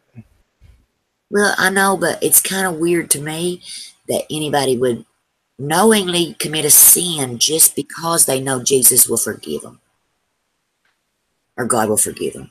No, like no, if you. no.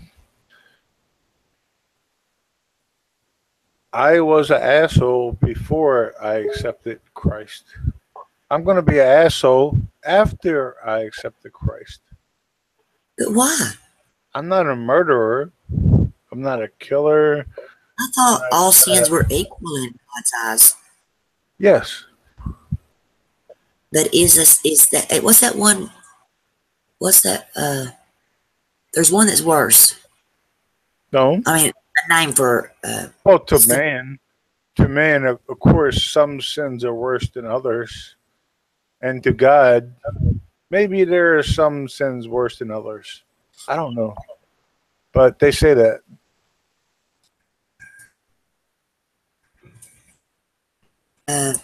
No, the name of the sin. Blasphemy? No. Dude, Have you ever heard me blaspheme God? Ever? I don't do that. No. What's that like? What, like make fun of him or something? Use his name in vain, like many people I've heard on here. Not you in general, but people I can name, but I'm not going to. Because they're not saved to begin with, so they have no idea of God or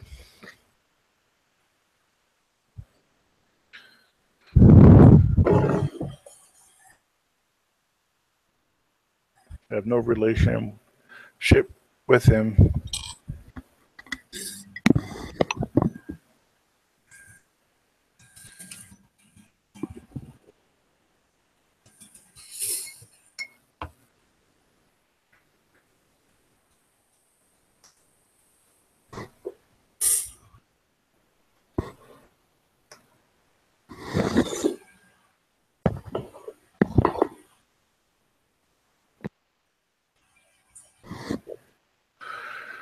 Okay, Denise, put it out there. What are your questions and about the Bible? No, about me. What about you? Huh? I don't really have any, Donnie. You're pretty cool. Well, the Bible is the Bible. Read it. It's there for you. I'm not going to defend the Bible. It's no point. It's been there. It's this thing. But me, I just try to be I try to be a good person. Okay. You know, I know that I make mistakes and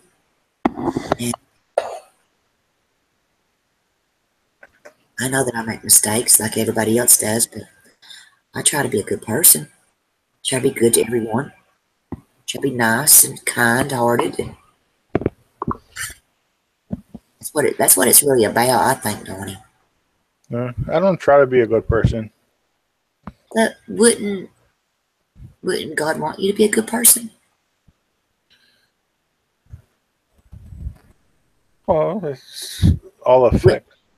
Would He want everybody to be good to each other, be kind to each other, and love one another, and that's kind of what it's all about?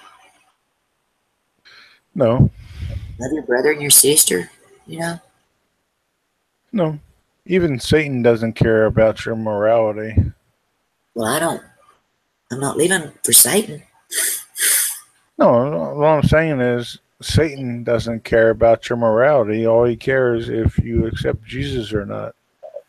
So if you want to live as a good person, that's great.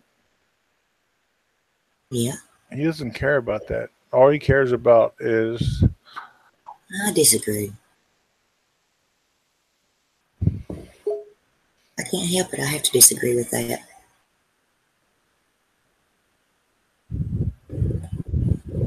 what exactly? That God wouldn't care if you're a good person. I have to disagree with that, Donnie. No, that's not what I said. I said Satan doesn't care if you're a good person. All he cares about he wants you to be a bad person. He wants you to do evil. He doesn't care if you're a good person or a bad person. All Satan cares about if you accept Jesus. If you're a great person, Satan doesn't care. As long as you don't accept Jesus.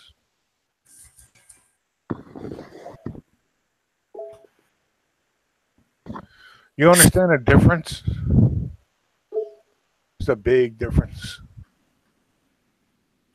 Well, I kind of do, but I don't really know.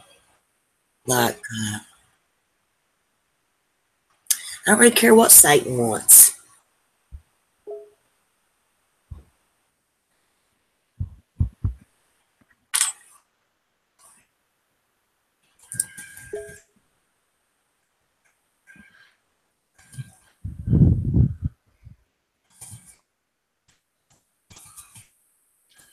God just wants one thing.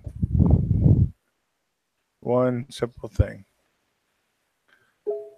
Accept the sacrifice of his child, Jesus. That's it. Plain and simple. Morality has nothing to do with it.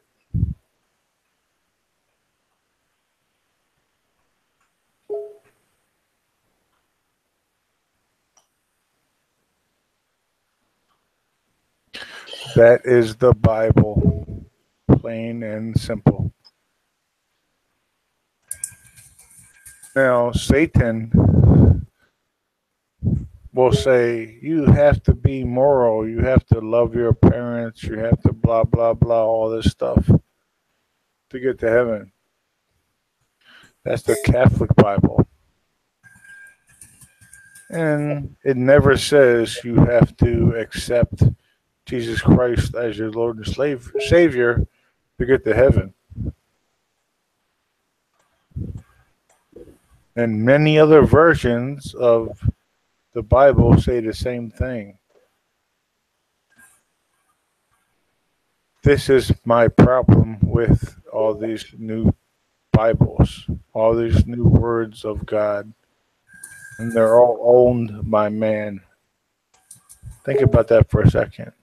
These words are owned by man living today, not by God.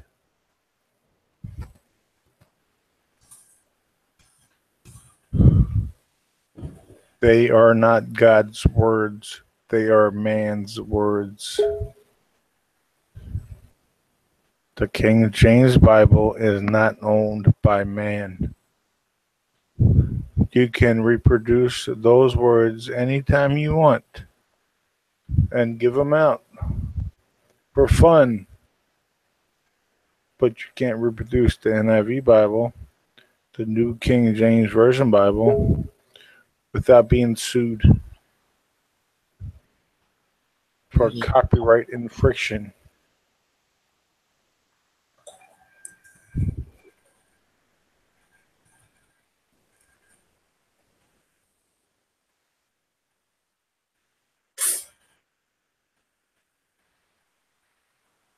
Well, yeah, it's true. So who owns the rights to it?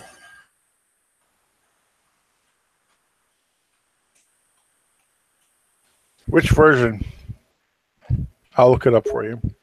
For the King James Version? Yeah. No one. No. Open. So it's an open copyright. Anyone can copy the King James Version and give it out freely.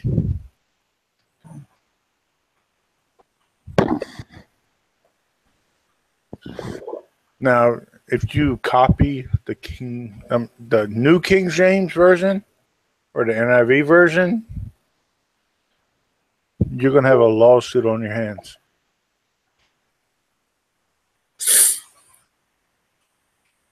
By who? Well, the the NIV is owned by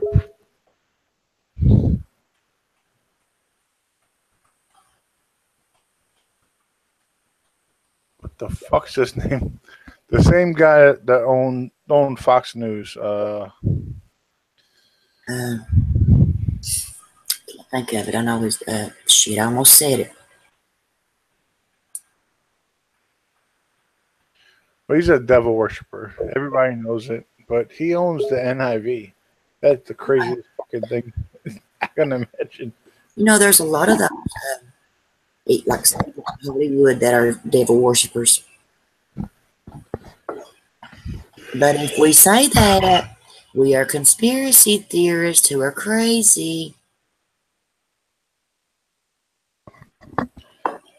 No, I can say facts, but I'm bad with names. I'm so bad with names. It's not funny. If I haven't proved that by now, I'm terrible with names.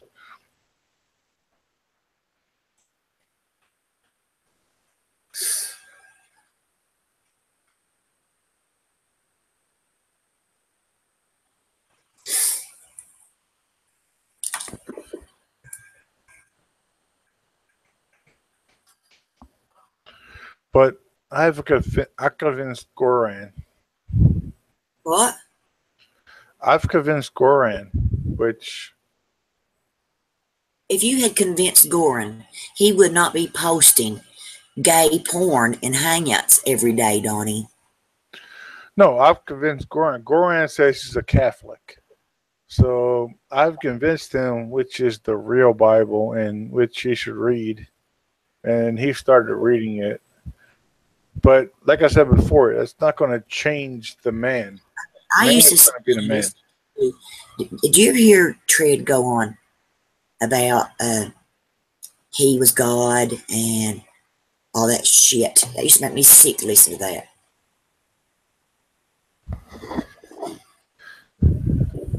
No, Tread always tried to be my friend, and I told Tread, you're.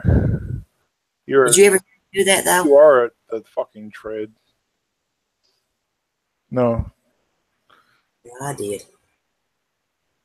No, I've had probably 3 conversations with Tread, and I told Tread he was the Tread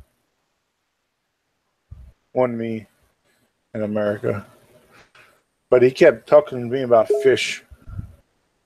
All he wanted to talk about was fucking fish. We used to get on those Fox News streams. He was all about the wrench for him. He wanted to see how many wrenches he could, have in different streams. And he would get on there and praise Trump. He was Trump, and ban people. Yeah, he actually did. He does support Trump. No, he does not. He does. He does not. He does. He does not. He does. He does not. He does. He does not. He hates Trump. He agrees with LaSurge and Goran. He is like a... Now, I'll give Tread this much. He knows what's going on with the... damn, I can't think of nothing today.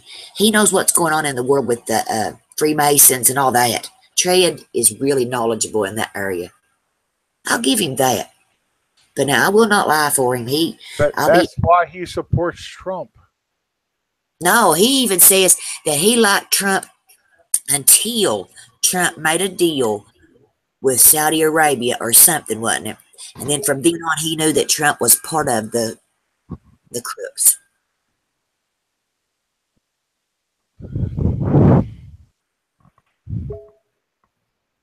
No, and if you think about it, when Trump was running for president, he even said that the 9/11 Commission, that they were letting out the rest of it. He even said that Saudi Arabia was behind 9/11, and that we would all be surprised when that 9/11 Commission came out. You remember that?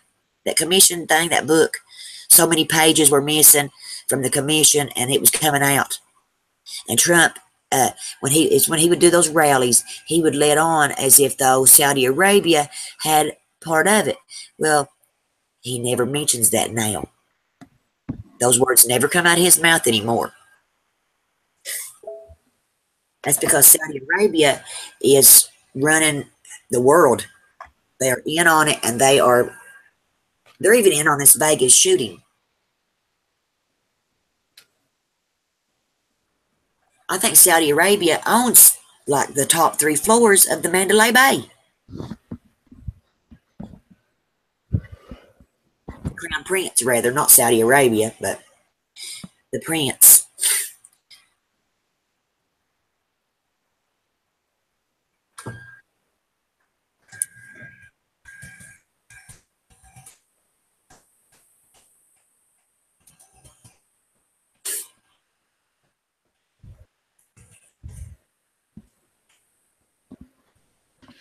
Well, I'm not going to defend him, but Trump, I'll defend him. But when not Trump, but when there's a question I have, I'll ask it. Tread is a old man, lost old man, and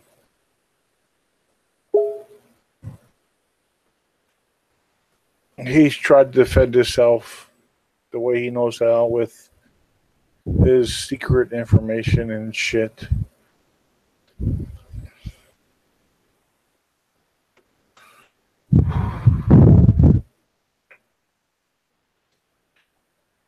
And he's a lost soul. But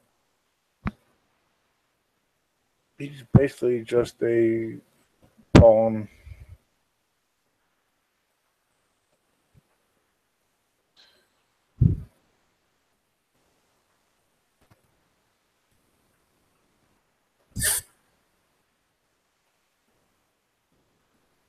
The government has made him do a lot of evil shit in his life that he may or may not agree with. Period? Yeah.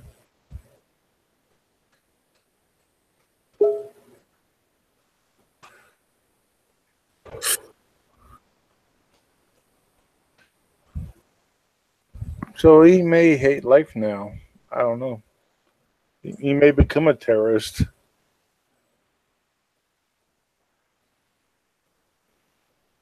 Tread? Yes, Tread. He's going to become a terrorist. He may. Well, I hope not.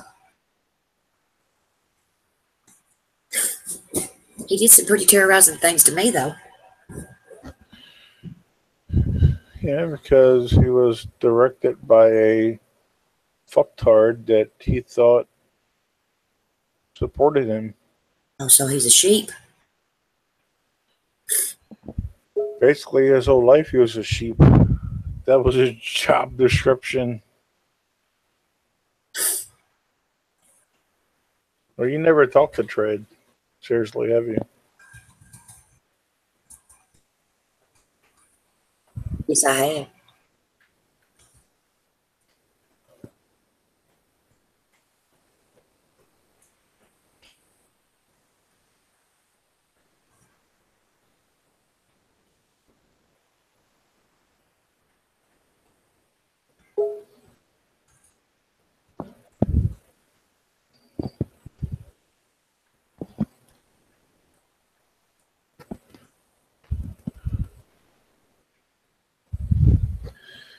Well, you should know what he did for a living in the military. And guess what? He brought it back here.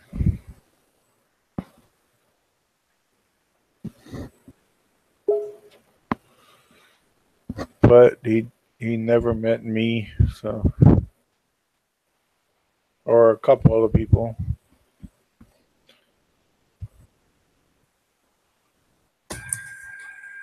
And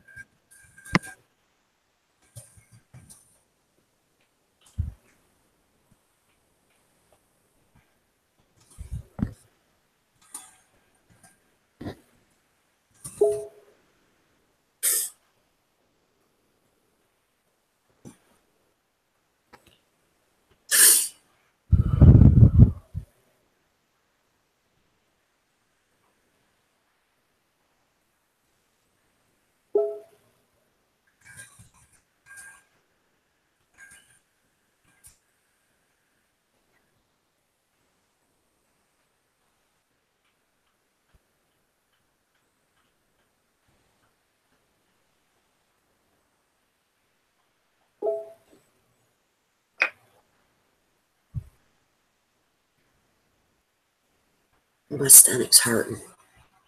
Belly hurts. I got a belly ache.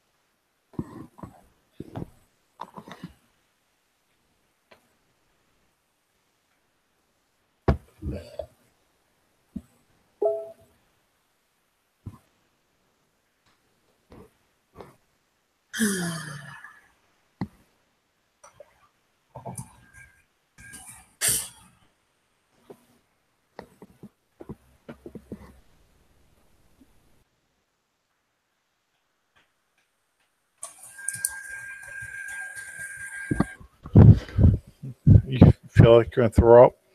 No. No, it's not like nausea, it's just hurting. What did you eat, or is it us? Huh? Well, is it you all? Yeah. No. Or is it something you ate? Yeah, I went and had Chinese.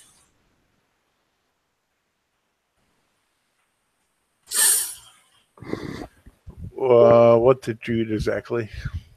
I had first I ate a salad with lettuce and tomatoes and cucumbers, macaroni salad, and shredded cheese. That was all on that. Then I had lo mein noodles, a bed of lo mein. Then I had mandarin chicken, pepper steak on top of that. Oh, good.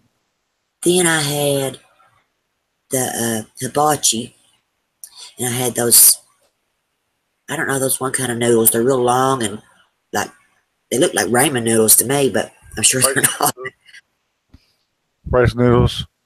I don't know. They look more like they got egg in them or something, maybe. Yeah, they're rice noodles. I had that. Oh, no, they're thicker than the rice noodles. The rice noodles are real white, aren't they? No, it's the lo mein noodles are thick. The rice noodles are real thin. Like these were yellow, curly, and long. But I had those with cabbage and onions, pineapple, chicken, steak, water chestnuts. I think that's all I put in it. It's pretty good. And something is messing up your stomach. Yes. There's so much to choose from, dude. Don't know what it could be. Do you have any white vinegar on hand? Think so. Yeah, I actually think you told me this. Take a shot of white vinegar. It should calm your stomach.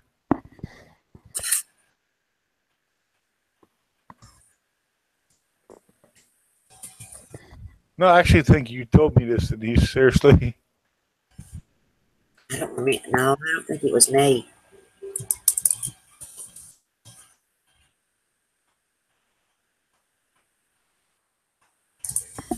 Yeah, of course it's gonna taste nasty, but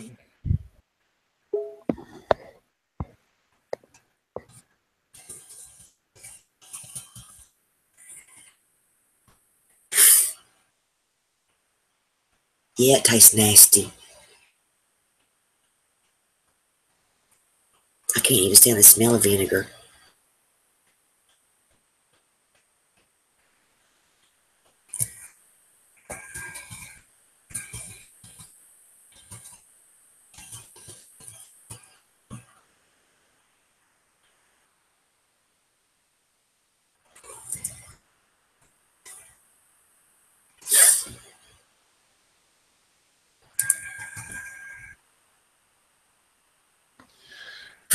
I don't eat Chinese food anymore because it destroys my stomach.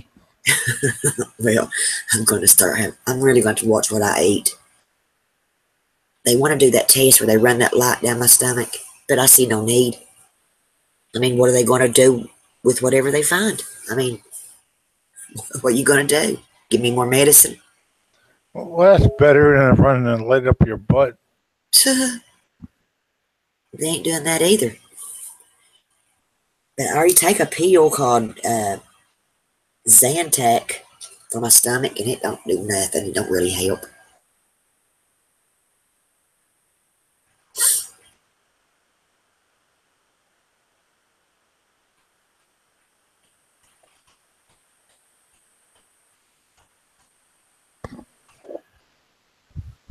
Isn't Zantac for allergies? The what? Zantac, isn't that for allergies? No, it says this is for your stomach.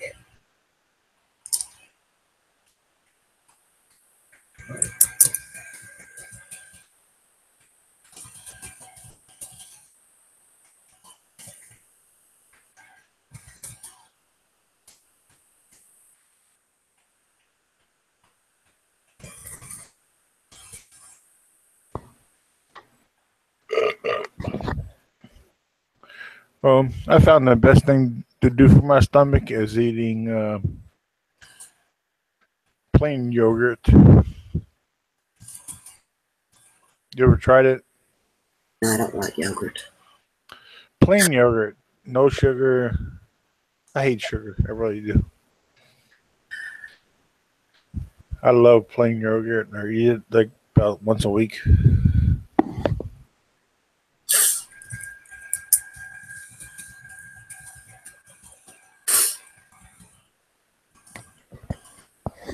Helps your stomach. I think you like your gut. Yeah, it has so many probiotics in it. It's crazy. You should eat it, even if you don't like it. Yeah, that's true. I do have this pill that I bought not long ago called turmeric. Turmeric. It's called Turmeric and Gut Guard, and I should take one actually. I take it every day. Help your stomach.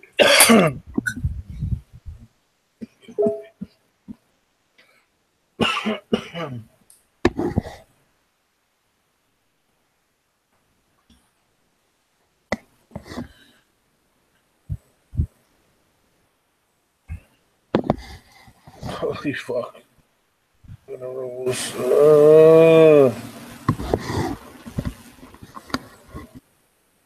Hey, where's Packy been?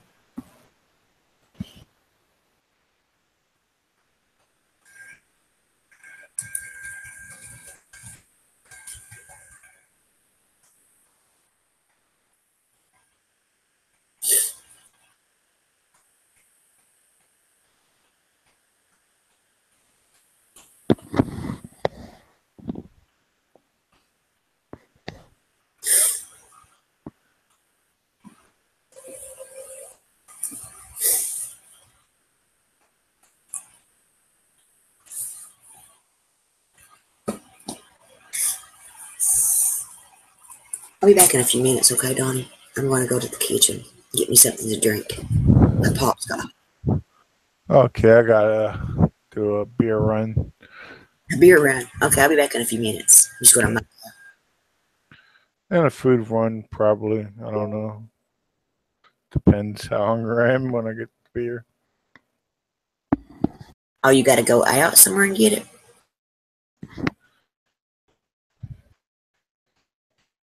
Yeah, because I don't keep alcohol in my house because I drink too much, so I have to go get it. Okay. I'll be here when you get back. Okay.